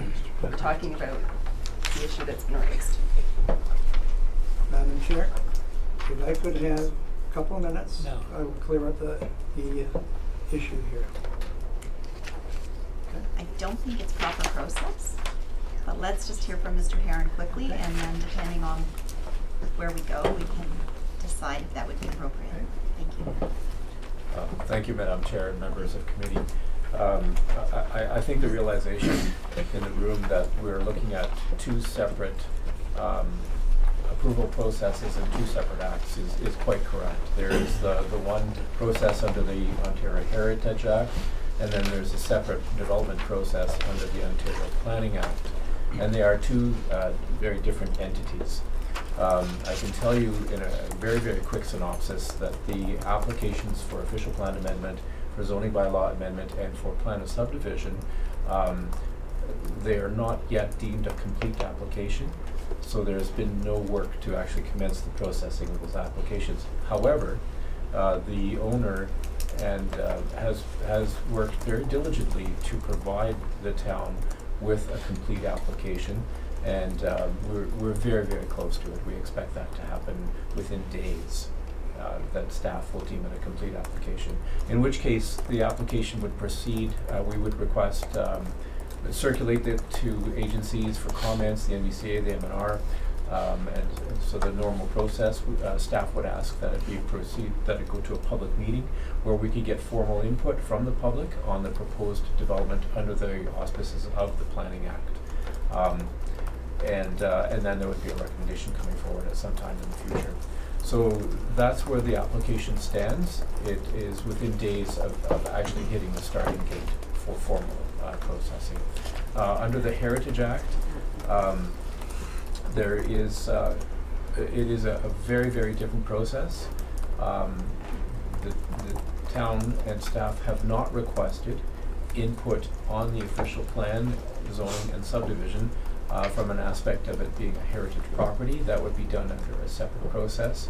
I can tell you that with the Town of Oakville process, what occurred there is that the Town of Oakville did recognize that they have two separate processes, and in order to examine and explore the aspect of heritage the town of Oakville applied an interim control bylaw against Glen Ave. And that allowed the town 1 year to study the matter, and at the end of the year the town did decide that it was a heritage site. I cannot advise the committee on what the details were, simply the storyline. And subsequently, when the lands were designated as heritage, the interim control bylaw came to an end. The town was obliged to review the development proposal, and the town of Oakville subsequently refused that development proposal. It is before the board, and there's been no decision rendered before the board. So it's not entirely apples to apples when we compare our situation here, but there are some distinct similarities, and that's based on the approvals process under the Heritage Act and the Planning Act. Okay, thank you. Councilor Ito? Yes, thank you. Mr. Hearn, this process is sort of confusing, and where I'm getting confused is what really comes first, the Heritage Act or the Planning Act? Or do you have to have the Heritage Act done first, part of it, or can you proceed with both? Will you be better to figure out whether it's heritage or not before you proceed, or can you proceed with the planning? The truth of the matter is they are independent processes, and they should proceed independently. Ideally, in a perfect world, if the property was actually a heritage site, and that has not yet been determined, nor examined in great detail, that would be in place now, and if it was a heritage site, it would be taken into account through the review of the planning process. At this point, it's not a heritage site. It's not deemed a heritage site. It's not identified as a heritage site on any of the town documents. So the planning process is obliged to move along per the terms of the Planning Act, and the town has a certain amount of days in order to hold a public meeting and to render a decision on it. We are at the mercy of council in terms of whether they would like us to further examine the heritage issue, and that can be done interdepartmentally, but at this time we do not have that direction. Thank you, Madam Chair. So I want to be clear. It was indicated that if we approve this today, it dies and then we go no further, or something to that effect. My understanding is through the application process is a time when staff will then, through the application process, there will be opportunities for the MNRF, the NBCA, anyone else, or everybody else who wishes to look into this to be a part of that. Is that correct? Yeah, that's correct. That Your Worship, as part of the normal planning process review, it looks at what are the aspects of the site that can be impacted by the proposed development, and a lot of it is trickle down from the province. So the province requires us to have regard for areas of significant environmental issues. It requires us to look at our growth plan in terms of densities and number of units that we approve over the years. There's a great deal of depth that we look at, and we're about to start that. So the experts in the field, the MNRF, the NBCA, if they feel that there is a species at risk or an issue for another study, they'll be sure to let us know, and that'll be requested then of the landowner to prepare and provide that, correct? That is absolutely correct, and I can tell you that the environmental impact study goes into great detail. It looks at species at risk. It looks at it studied habitat. It studied to determine whether there were nesting areas for turtles, for significant plant species, bats and reptilian species, bird species. It was quite comprehensive. Staff will be circulating that report to both the MNR and to the NBCA to get their input on it and moving forward with the analysis of the proposal. Thank you. Just to clarify my comments, I said the way the motion reads now, if we were just to accept it for information, council wouldn't be moving forward with it. We wouldn't be doing anything with it. As far as the MNR and NBCA, I don't believe that they would be bringing forward anything to do with our Ontario Heritage Act. Yes, they do the snakes, they do the birds, they do the trees, but they would not be doing this issue. So I think an issue has been brought to our attention that we as a municipality have to have regard for now. Thank you.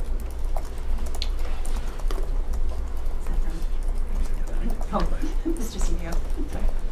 Thank you, Madam Chair. Just to seek clarity on behalf of staff in terms of what committee's request is, because at this point I'm not sure. I just want to seek clarity because we do not have expertise on staff to conduct any kind of evaluation with respect to the request.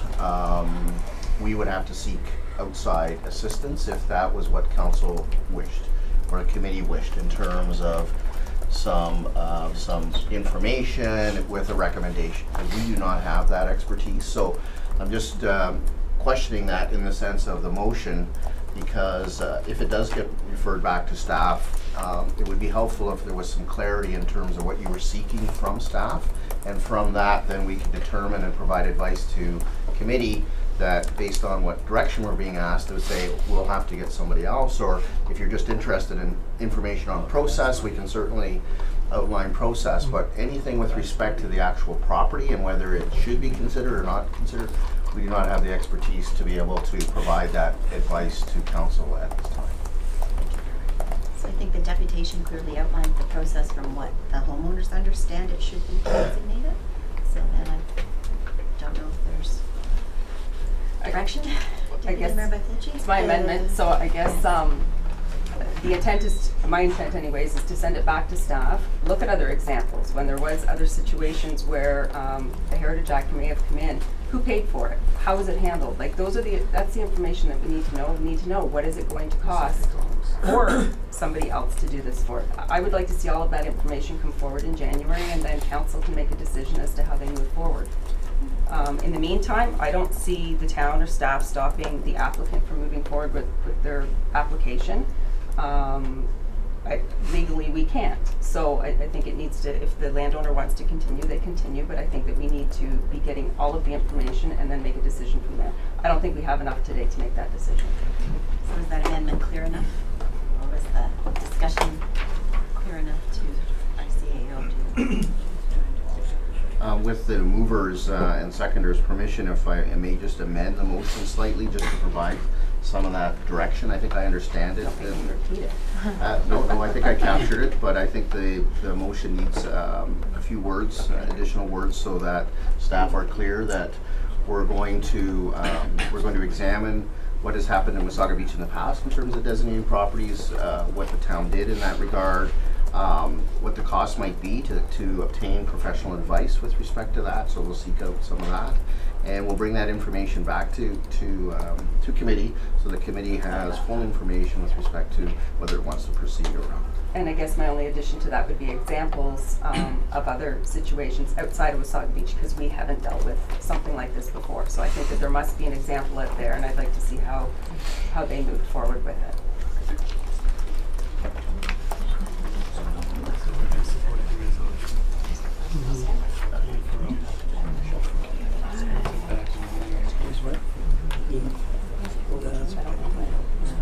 Mayor Smith? Thank you, Madam Chair. So I second that, and I'm fine with that. I think I want to make my point clear. I have no issue with staff going out and researching what we have done, what might have been done in other areas of the province, so on and so forth, with respect to heritage historical designation.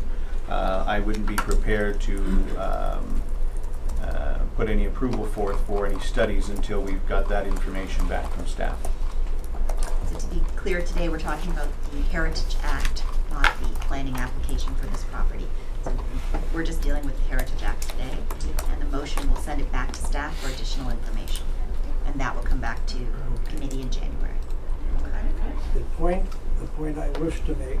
I can't ask you to speak unless we get permission of the entire committee. Okay. David, Fred. David.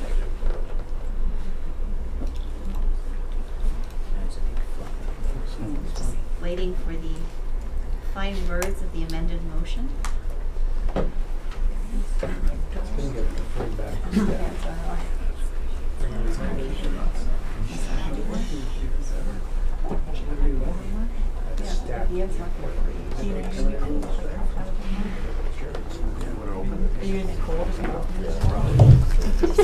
Probably.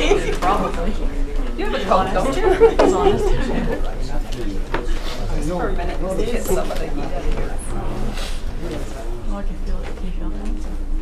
No, I can't. Are you telling me I'm fired?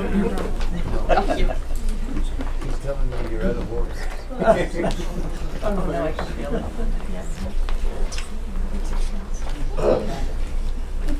I knew we'd all be sweating in the middle of the snowstorm.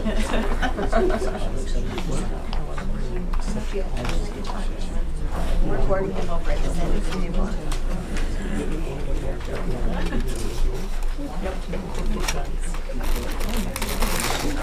Oh, I was in that long ago. Whoops, silly. I was just gonna be playing. The last two Finish the sit- first That's right, the last two layer. sit there.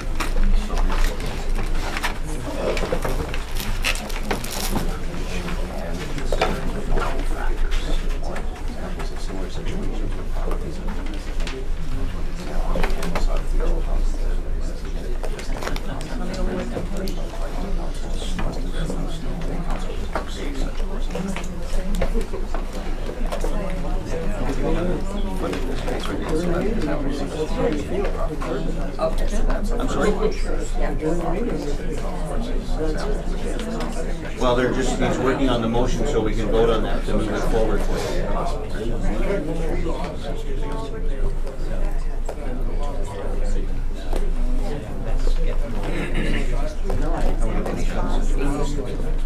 And then, yeah, anything else that's not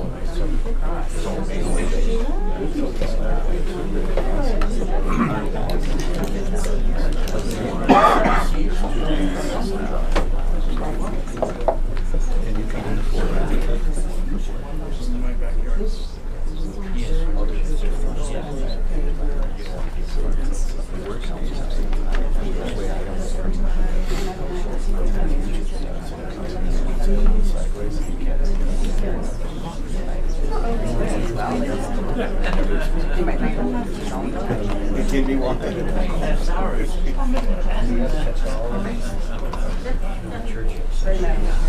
I'm surprised the other day, so I need to go to the other side.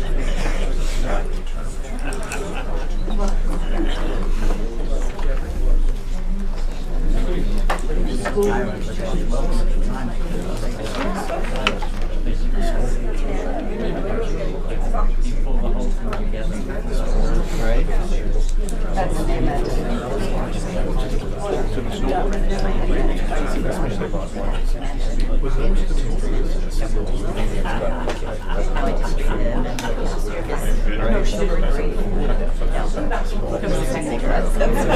Well, you can.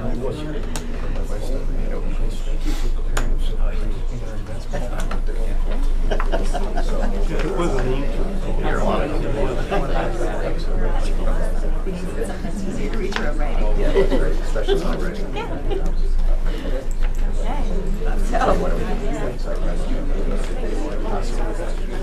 Okay, so the amended motion is now ready to be read. So moved by Deputy Mayor Byfolchi, seconded by Mayor Smith. And further that, Coordinated Committee recommends to Council that item 6.4.1B, number 9, be referred back to staff for further information. Thank you, Madam Chair. Considering the following factors: example of similar situations where properties have been designated, examples within Wasaga Beach of properties that have been designated, the estimated cost of the provision of professional advice to council on the request to designate, if council were to pursue such course of action, and any such related matters that staff determine that committee may wish to consider.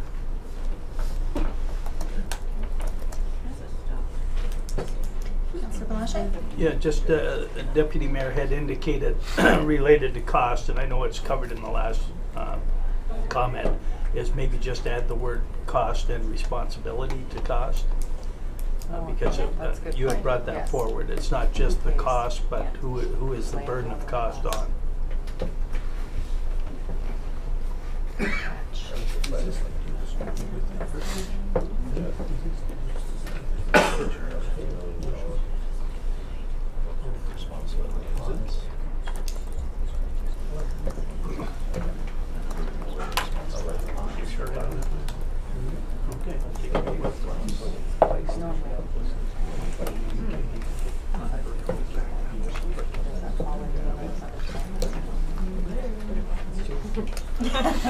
So, Madam Chair, just consideration of the Councillor Belanger's comment, just for clarity. The last bullet has been amended, so I'll read the last bullet.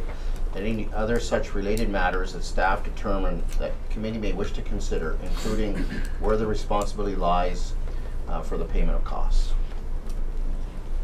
So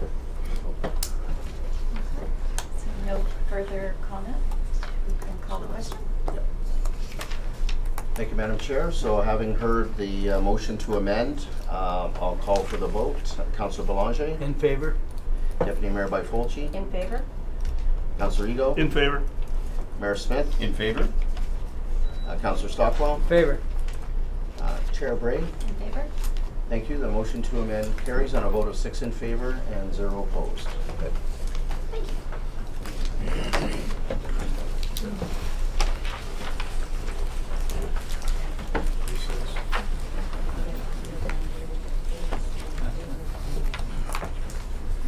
This will be the main motion as amended, as per the amendment. Moved by Councillor Stockwell, seconded by Councillor Ego. Resolved that the General Government Services section of Coordinated Committee received the report regarding the local resident request to designate the Marlwood Golf Course and Marlwood Golf Course Clubhouse for information purposes as amended. Thank you, Madam Chair. Having heard the question, I'll call for the vote. Councillor Belanger? In favor? Deputy Mayor Byfolchi? In favor? Councillor Ego? In favor? Mayor Smith? In favor? Councillor Stockwell? Favor. Chair Bray? In favor? Thank you. The motion carries on a vote of 6 in favor and 0 opposed. Thanks. Okay, moving right along. The next item on our agenda that was pulled for consideration.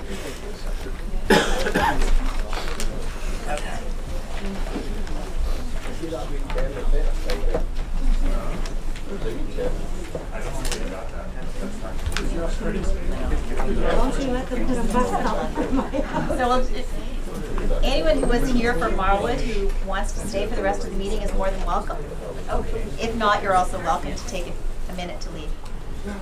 Thanks for accommodating us for the chairs and such.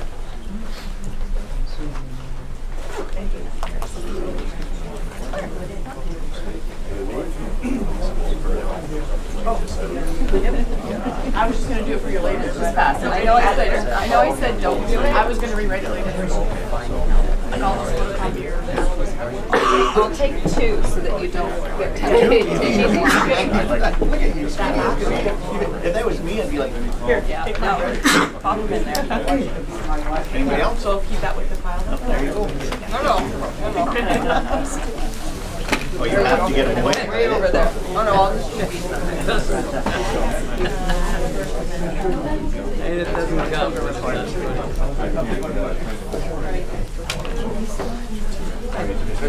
I made it up, so I should remember. Right enough. So wait, tell them. Yeah. Whatever you want, Ian. It's okay. Yes. Whatever you want, Ian. Whatever you want. Very smart. Trying to freeze out the media. Yeah. That's the plan. You can close it whenever you want. Yeah. When they pulled the plug on the Wi-Fi. Yeah, that was Tuesdays in town. Yeah, it's a lot. I think it'll be a lot cooler. I'm gonna get it, George, since I'm wearing a skirt. You just stay over there. I apologize. I can go for that. Oh, I think it is. Yes. Okay, Andrea, you need a pause button. 10 minutes.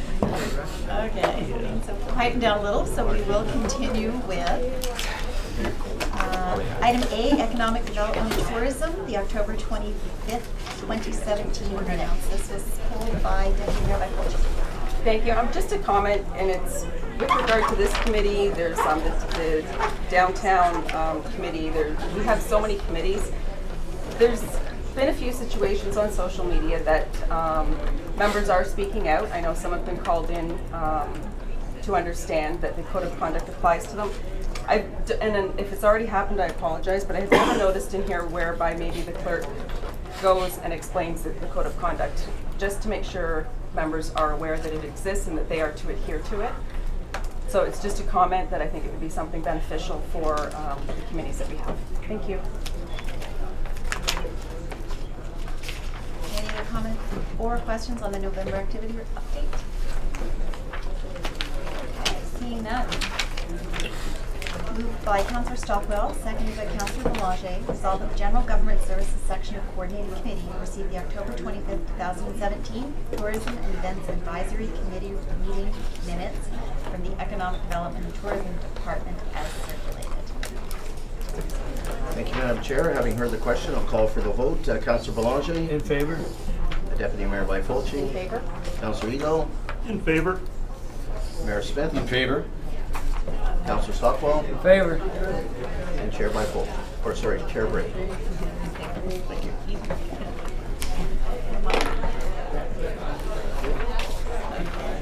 Next item on the agenda is item 3, High School Task Force Committee, September 11th, 2017. And I believe this is Yes, thank you. I simply pulled it, Madam Chair. The chair of the task force is here.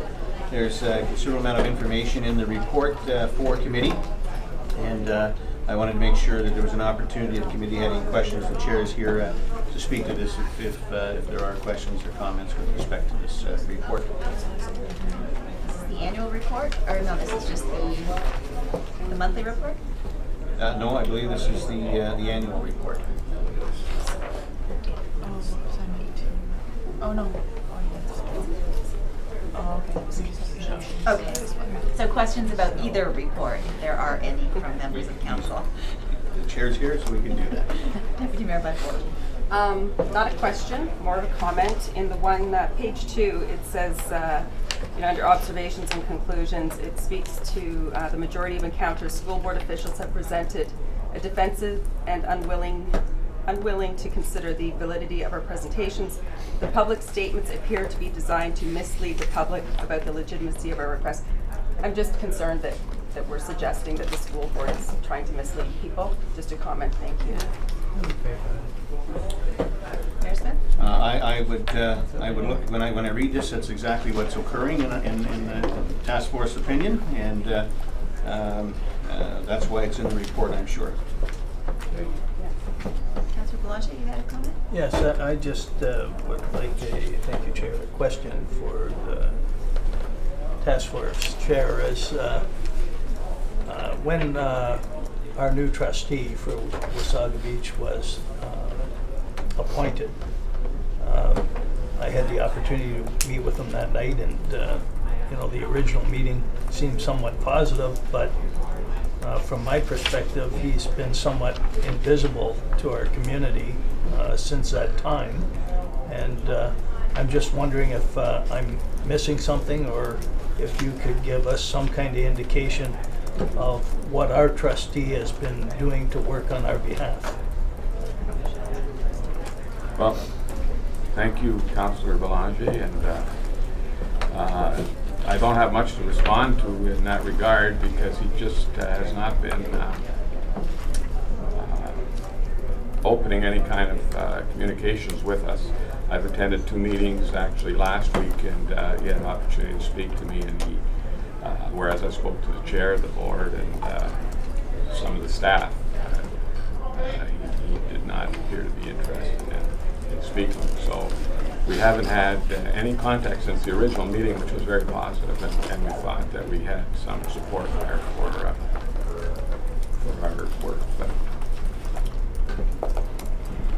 just further to that, would it be warranted that we request whether our trustee comes either before council or becomes before the task force to at least ensure that we have some good dialogue and try to understand where his position is as far as moving our initiative forward?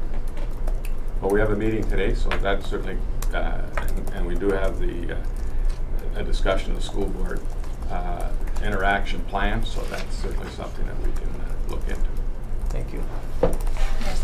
I can just for some information with respect to that question from Councillor Belanger, when our new representative was appointed by the board, we did request, I requested of him to come and meet with with myself, the task force, and it was made very clear that he was willing to meet with me and me only. He did meet with me, and I did have the task force chair there with me, and he seemed fine with that, but he was clear he didn't want to meet with a large group of people at that time.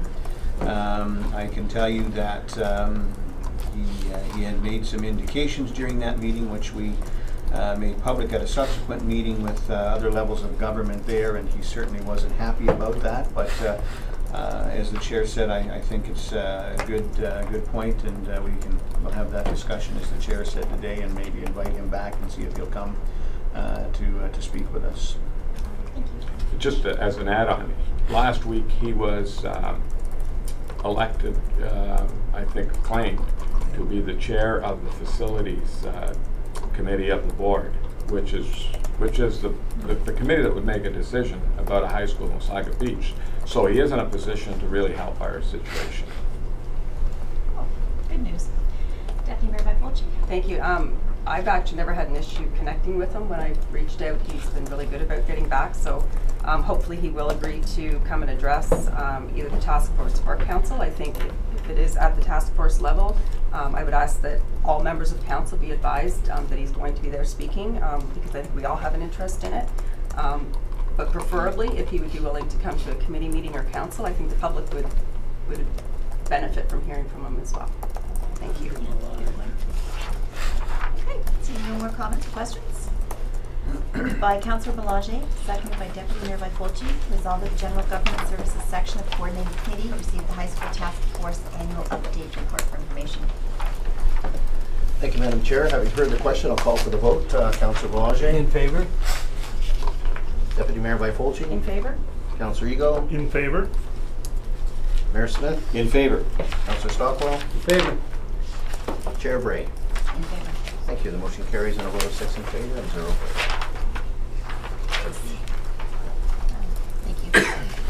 Next item to be pulled was item 6, Director of Economic Development and Tourism, digital advertising signs. Councillor Belanger. Yes, I pulled that item because, obviously these signs are not inexpensive, and it was my thought that perhaps we should embark upon getting advertising commitment much earlier than even making the decision to order a sign. There was some indication in the report of what the prospect was of how much the advertising could cost for the signs, but we do have some significant players in town, and they may be willing to make an annual commitment to advertising on the signs in advance of even making the decision, which would obviously make the decision a little more easier for council. So. Yeah, through you, Madam Chair. One of the things that we wanted to achieve by putting out this RFP was to gauge the level of interest in sign companies. Some sign companies will actually upfront the cost of building digital signs and not put the onus on a municipality to actually go out and find marketing dollars. We did have discussions with companies like that, but they determined that they were not interested and they did not end up submitting. So that's one of the things we wanted to gauge. If council wishes us to go out and do an informal test of level of interest in the community, we can certainly do that. At this stage, we're just trying to understand from council's perspective, is this something you're interested in us exploring further? We would recommend having discussions with the sign companies that did submit, just to understand their proposals a little bit better. But we can certainly, in parallel to that, go out and knock on a few doors and see if there is interest. Thank you. So my comments as a member of council and a business owner is that if we need a digital sign, which we very well might need, I think they're great, they're certainly a good tourism tool, but I'd like to see the benefits and potential savings of that sign to the town, because if we can promote our events there and we're not printing signs and erecting signs, and I think there is a savings just in staff time and hard costs that we could probably help to justify this sign. I believe it should be a town expense, budgeted and paid for appropriately. I don't think we should go into the marketing and advertising business. I think there's companies out there that are doing that already. And I just hesitate that whenever we go in to compete with other businesses, that, you know, there's radio signs, there's billboard signs already out there that are paid for by private companies, and I just hesitate for the town to get into the marketing business and sell to some. And then the only other comment on there was that you had talked about financing. So perhaps we could finance and, you know, 0 down, and I think anyone who's bought a car or worked at a car dealership that offers 0% down and 0% financing, that you've got to know that the numbers are hidden somewhere. So as a municipality, I think if we believe the sign, let's buy the sign, let's do it right. But I don't know that the 0 cost financing is necessarily a good municipal tool. So, back to Andrew, sorry. Those are my comments. Yeah, and just quickly, you are correct. When you look at the interest rate that comes along with that 0 down, it's fairly substantial. So there are hidden costs in there. Just a comment about the advertising component of it. That is fairly common right across the province. Most municipalities that build these kinds of signs actually do have some form of marketing built into it as a way of recovering capital costs. That's certainly a decision point for council if you want to do that. The costs are considered, they're not cheap to build these signs. Councillor Rico, you have Thank you, Madam Chair. When this was first brought forward, I was under the understanding that it would be a cost-sharing thing between the town and the businesses.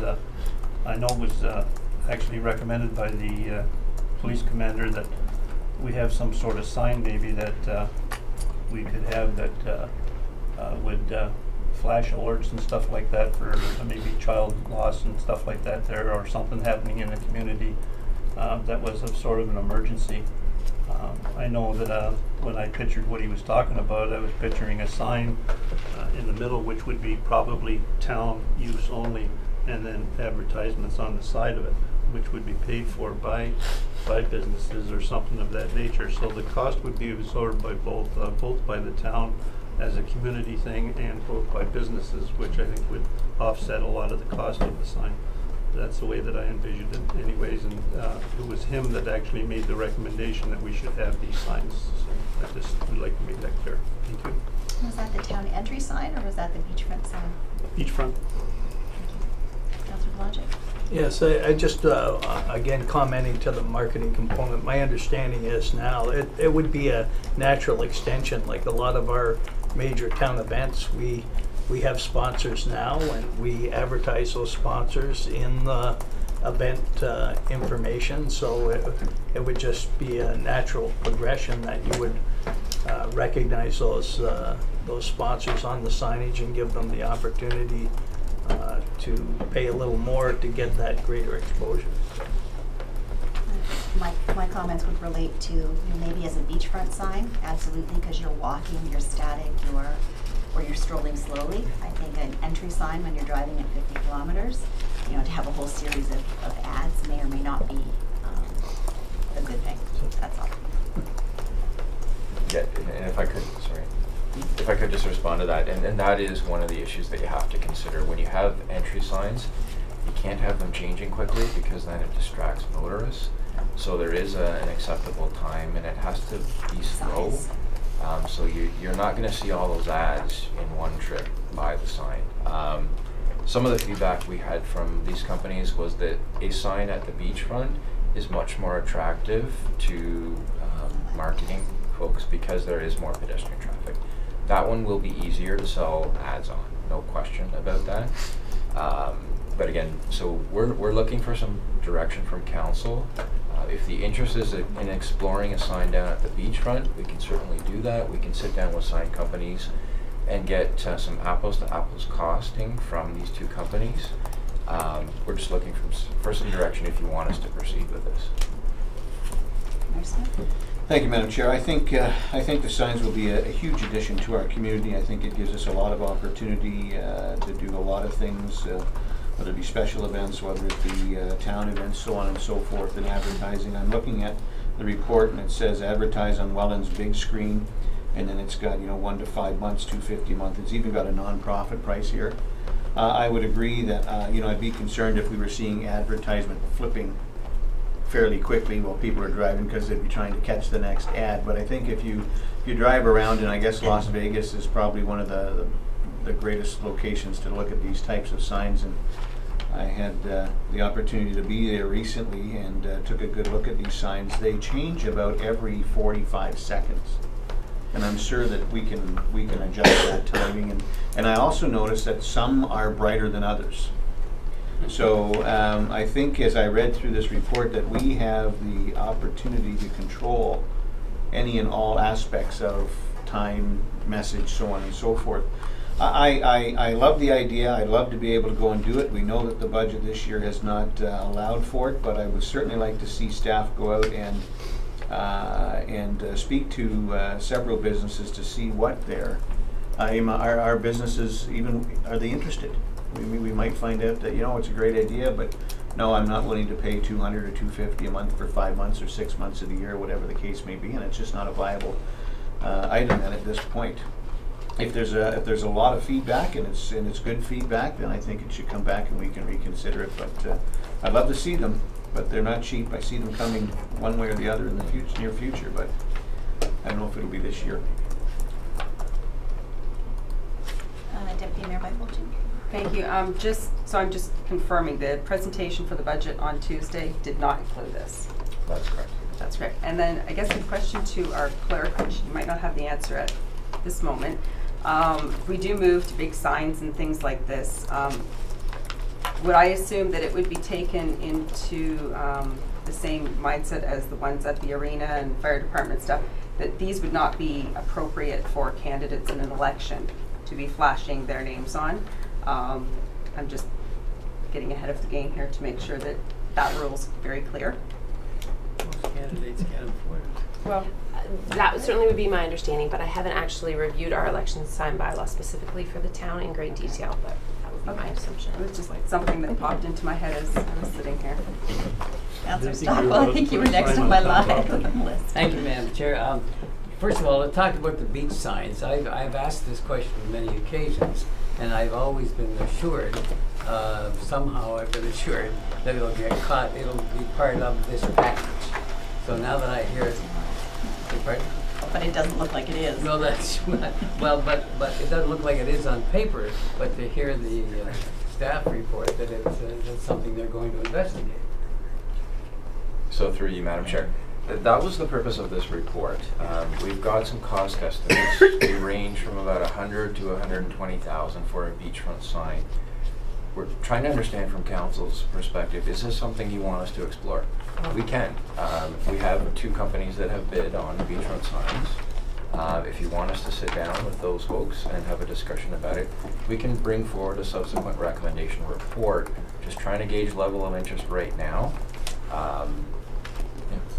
Madam Chair, if there's a need for a motion to bring that forward as part of your report, then I'll move such a motion. It's such an amendment that we want to see something on the beachfront along the lines of the head of the OPP in Wasaga Beach. His idea of it would be a great idea if, and I've said it a dozen times at this table, so you know what we're talking about. So I'd like to make an amendment that part of the investigation addresses the signage of a live eye, if you will, on the beach, and be able to deal with specific situations on the beach from a safety matter. As the only comment I would have pertaining to the signage in traffic spots is that I know you can't compare our main street to the Gardner Expressway. But if you ever go on the Gardner Expressway, you see the signs that are there. There's millions of dollars tied up in signage that the city is collecting money on. And, they don't seem, it may add to the accidents. I don't think it does. Mr. CEO. Thank you, Madam Chair. Just, if I may, a question to the councillor with respect to what he's proposing, perhaps maybe a referral back to staff so that staff can consider exactly what you said. Does that Mr. CEO, whatever it takes, I'm prepared to move. Councillor Blanchet. Thank you, Chair. One last comment. the nature of our town, and it's a little different than some, but my experiences on signs where you say they change every 45 seconds is that the town would have a message and there would be a banner. And the banner at the bottom would be your marketing of a particular company. In our particular case, if you're coming on the east end, there's a significant amount of business on the west end that would probably like to see their banner seen as you come in, and vice versa. When you're coming in on the west end, there's businesses on the east end that would probably like to see their banner. And they would just change every 45 seconds. It could be a logo, it could be whatever. But I think there would be some significant interest in that, and that could cover a substantial amount of the costs we're talking about.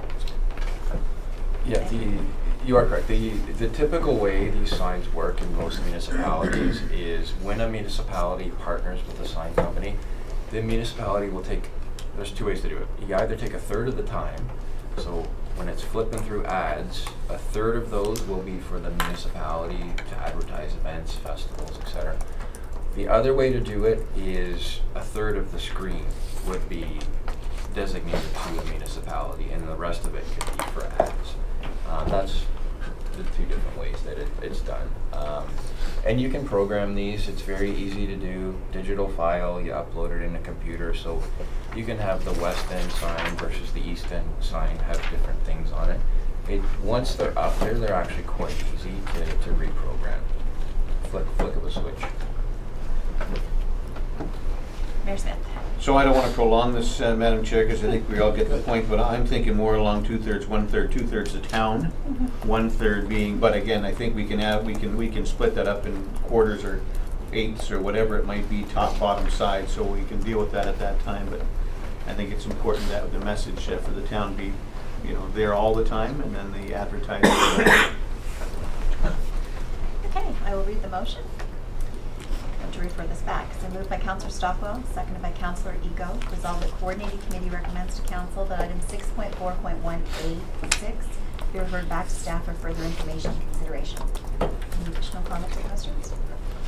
And I will pass it on. Thank you, Madam Chair. Having heard the question, I'll call for the vote. Councillor Belanger. In favor? Deputy Mayor Byfolchi. In favor? Councillor Ego. In favor.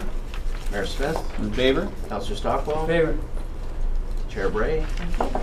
Thank you. The motion carries on a vote of 6 in favor and 0 opposed. Thank you. Okay, moving along. Item 7, Director of Economic Development and Tourism, Fram Building Group Financial Audit.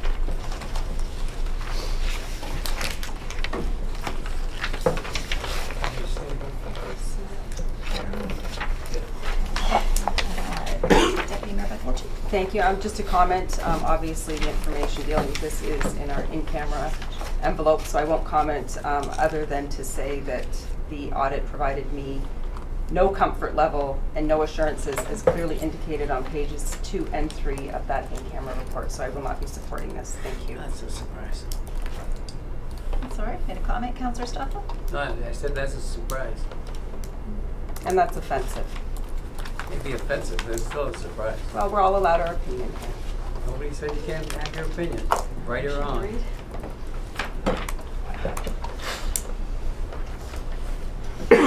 Questions? Any more? Sorry, any questions or comments? So Gail? just a very quick response. As you are aware, the contents of the audit are subject to a non-disclosure agreement. The auditor is going to be online to chat with council as part of an education session. Their recommendation that is reflected in this report is that they found nothing through their audit that would prevent the town from moving forward with FRAM. They were quite comfortable with the results of the audit that will be discussed. Thank you.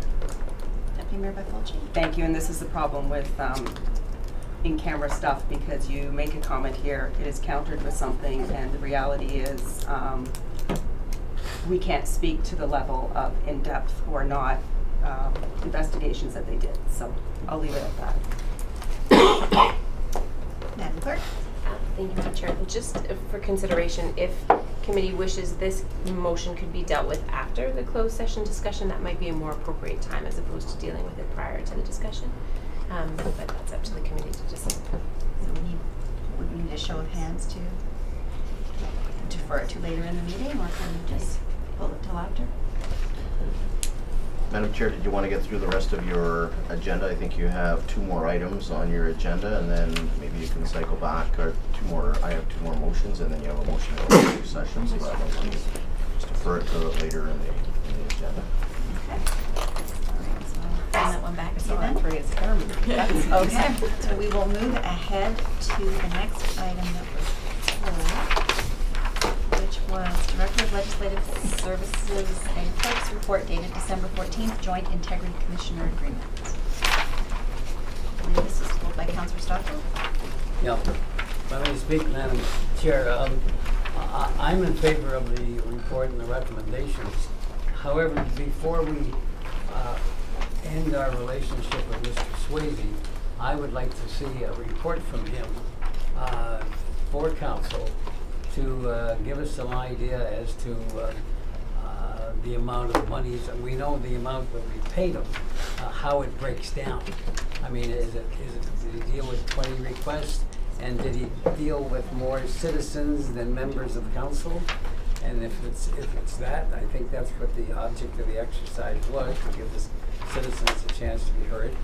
I get the impression that a piece of his costs over the last over the contract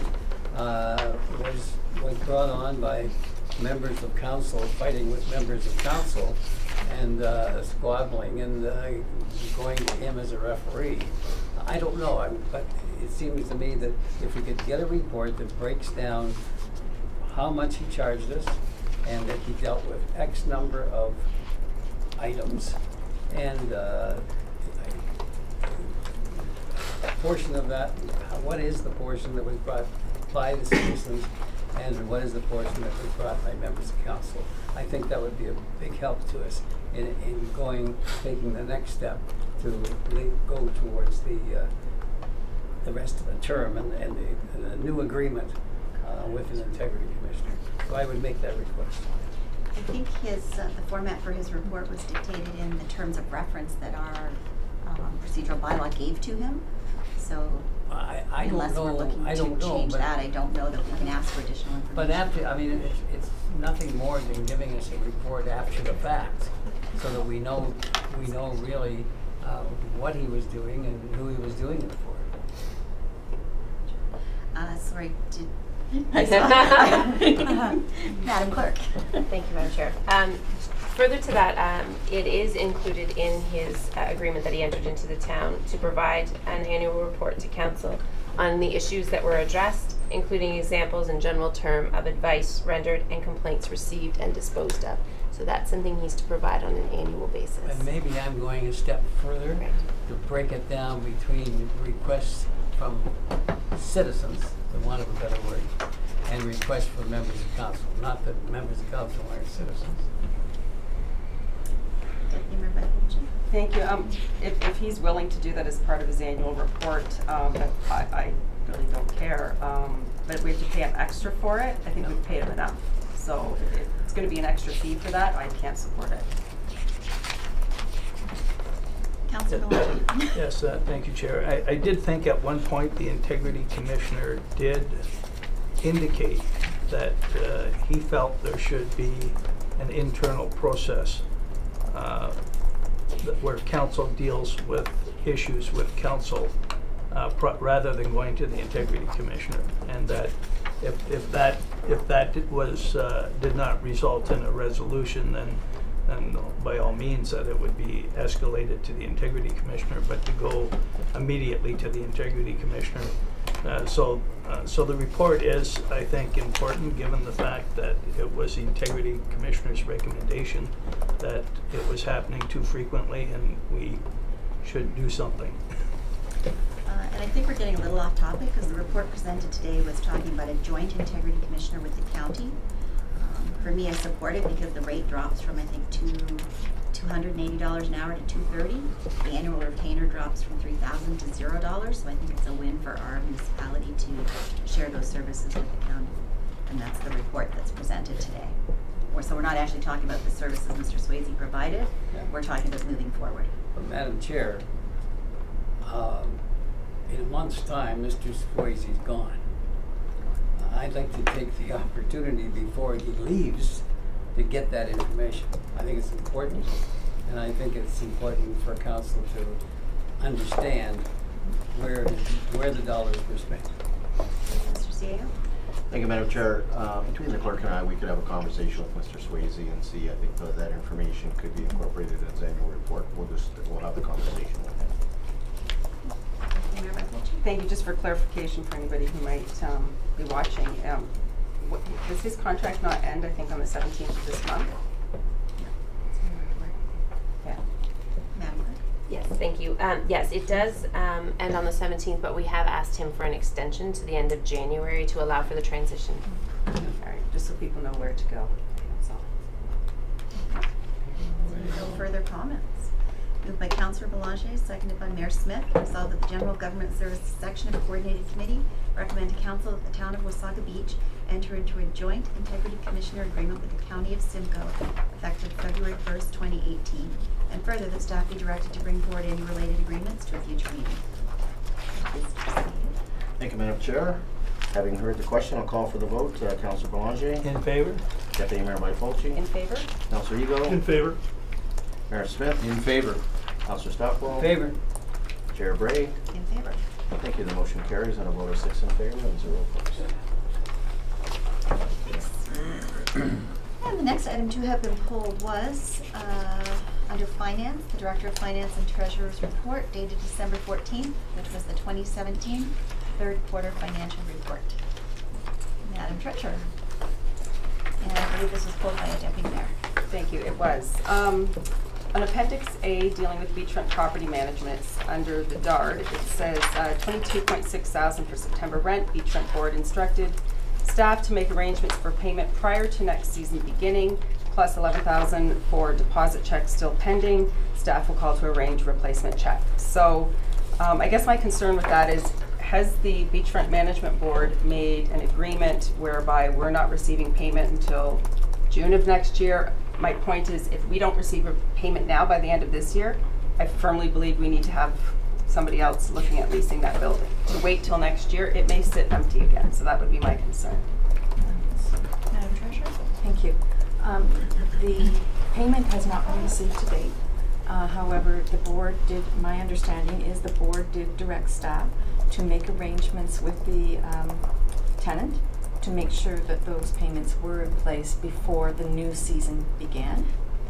Okay, and again, if the new season is May or June and they don't pay, the DARD sits empty. So it's out of my control. It's sitting with the board to deal with these things, but it is a comment that I think if you don't receive payment by the end of the year, it might sit empty. That's all. It's not necessarily dealing with your department, Jocelyn, because it's sitting with the board, but that would be a concern of mine. Thank you. As I put my hand up.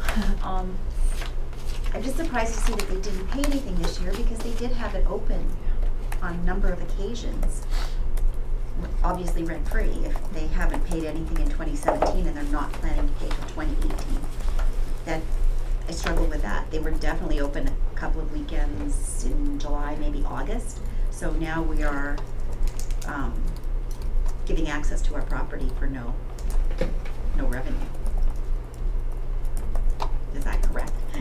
That is, it's correct in the sense that we have not received the funds to date for the current year. So yes, that would be correct that those payments were due in the current year. However, my understanding is that the Beachfront Board is aware of that situation and has made the decision at this time to direct staff to make those arrangements. So that's my understanding of where the situation is at. So I guess I'd look to the board chair and ask, when was the drop dead date for payment of that? And could we see the DARD empty? And I would refer you to the CAO on that, who is also the secretary of the board. Thank you, Madam Chair. So the Treasurer has indicated accurately that what the board's decision was is that payments for the rent be finalized by the commencement of the next season.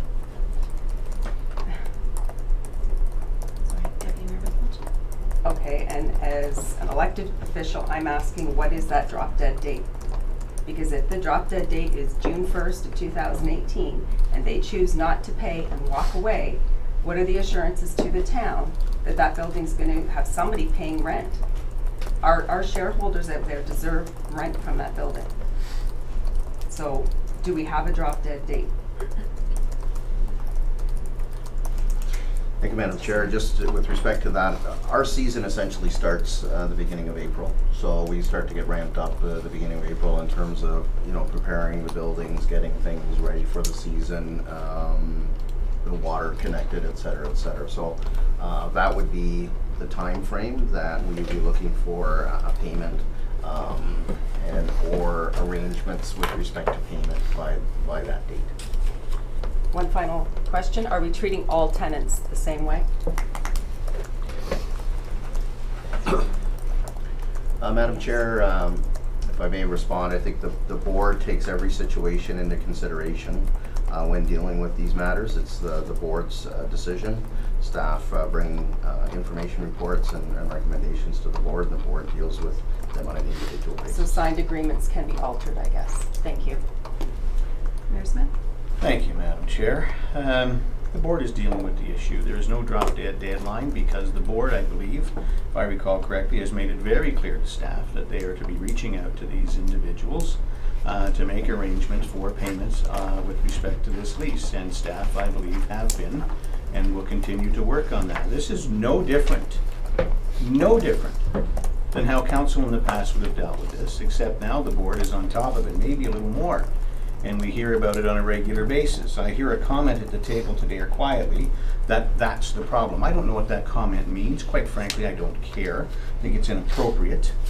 However, the board is dealing with these issues. To the CAO's comment that the board deals with these individually, exactly what we do. To have a one-size-fits-all in the leasing business, if you've ever been in the leasing business or know anything about it, you would know that that simply doesn't work. It doesn't work anywhere. It doesn't matter what mall you go into. It doesn't matter what strip plaza you go into. The different people negotiate different terms on their leases. That's the open and free market.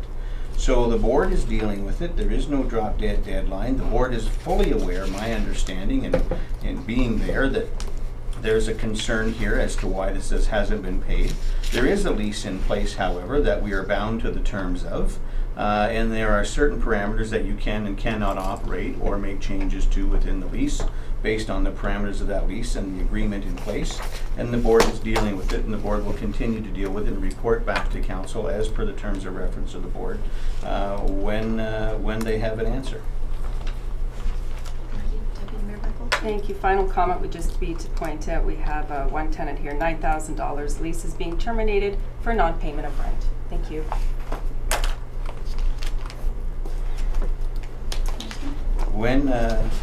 When you have a lease and people don't pay the rent, that's what ends up happening. You terminate the lease.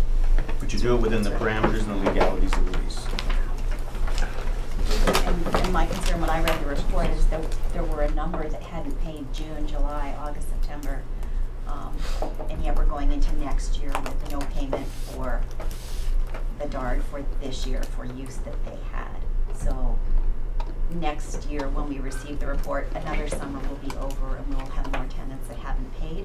I don't know that we've improved the process, and I mean it hasn't been right from day one, but I'm not sure that we're moving in the right direction when I see the number in a quarterly report that didn't pay last summer, because they were certainly here, their businesses were open, and they were collecting revenue. They just weren't paying that to the town, and now in November, December, council's hearing about it, and that is a concern of a member of council.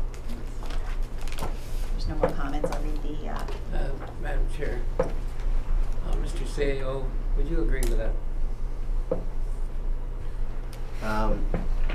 If I may, Madam Chair, to your comment, Councillor, the Committee of the Whole does receive the board minutes with respect to what the board has been dealing with, and the information in the board minutes is public information, and members of council do receive the board minutes.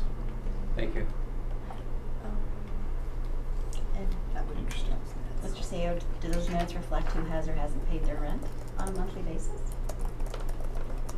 This is the first that I have seen that there was a business operating at the beach all summer that didn't pay.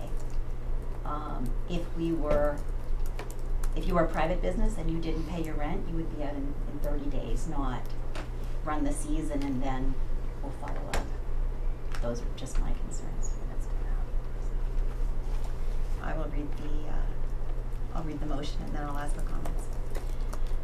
So moved by Councillor Ego, seconded by Councillor Belanger. Resolved that the General Government Service Section Coordinated Committee recommends to Council that it receive the 2017 third quarter financial report for information.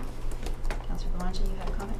Yes, I just, and this has come up a number of times, you know, we're trying to deal with things in a professional thing, and there's certainly been body language and tone that would indicate that we have a beach management board that is doing a lot of things wrong. I want to point out, and I won't mention names, but earlier leasee was supported against the recommendation of the majority of council, and that leasee left, creating a lot of damage and owing quite a bit of money to the town. And I just don't think it's appropriate for some of the tone and some of the body language related to decisions that an independent body made up of residents and councillors who are doing their due diligence to manage our beachfront, and it's just unnecessary. Thank you. Councillor Belanger, I think that's your interpretation of body language and feeling and emotion. Yeah. As a tax-paying resident, if we're not collecting revenue from people who have signed a lease, I think people need to know. And all I'm saying is that's happened in the past, and we try not to, you know, blatantly point that out or give the sense of wrongdoing or what else. But certainly, if it's appropriate for that detail to come forward at some point in the future, I'd be happy to provide the detail, and that would be backed up by the voting as well. So, thank you. Mayor Smith? Thank you, Madam Chair. First of all, I want to make clear, just in case it isn't for anyone who may be watching, that I am certain that this board is not doing anything that is not in the best interest or attempting to be in the best interest of the taxpayers of Wasaga Beach. The board, as council is very aware how important it is that rents be collected and leases be put in place and rules be followed and so on and so forth. And I am 100% confident that the board is doing everything in its power to ensure that that happens. The other comment I have is with respect to comments being made that you know, this particular tenant has enjoyed the season. I think that comment is extremely misleading. First of all, they didn't even get into the building for the first time on a temporary basis, I believe, and I'm not 100% sure, but somewhere through the middle to the middle of summer, and then they were open 1 or 2 weekends after that, and the issues around that have been looked at and will be dealt with. So to simply say that, you know, we now have a tenant there who's been there all season and hasn't paid is extremely misleading. Intentionally or not, I don't know, but I just want to correct the record that no, this tenant was not there for the whole season. As a matter of fact, they were there for a small portion of the season.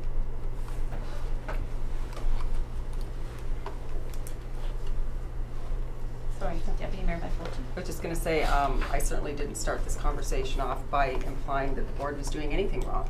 I asked a question about the DART. It's in our report here. I'm not pointing anybody out. It's in a public document. I asked a question. My concern is that the DART will sit empty next year. I think that's a valid question and comment to bring to this table. Madam Chair, you've read the question. I'll call for the vote. Councillor Belanger? In favor? Deputy Mayor Byfolchi? In favor. Councillor Ego? In favor. Mayor Smith? In favor. Councillor Stockwell? In favor. Chair Bray? In favor. Thank you. The motion carries on a vote of 6 in favor and 0 opposed.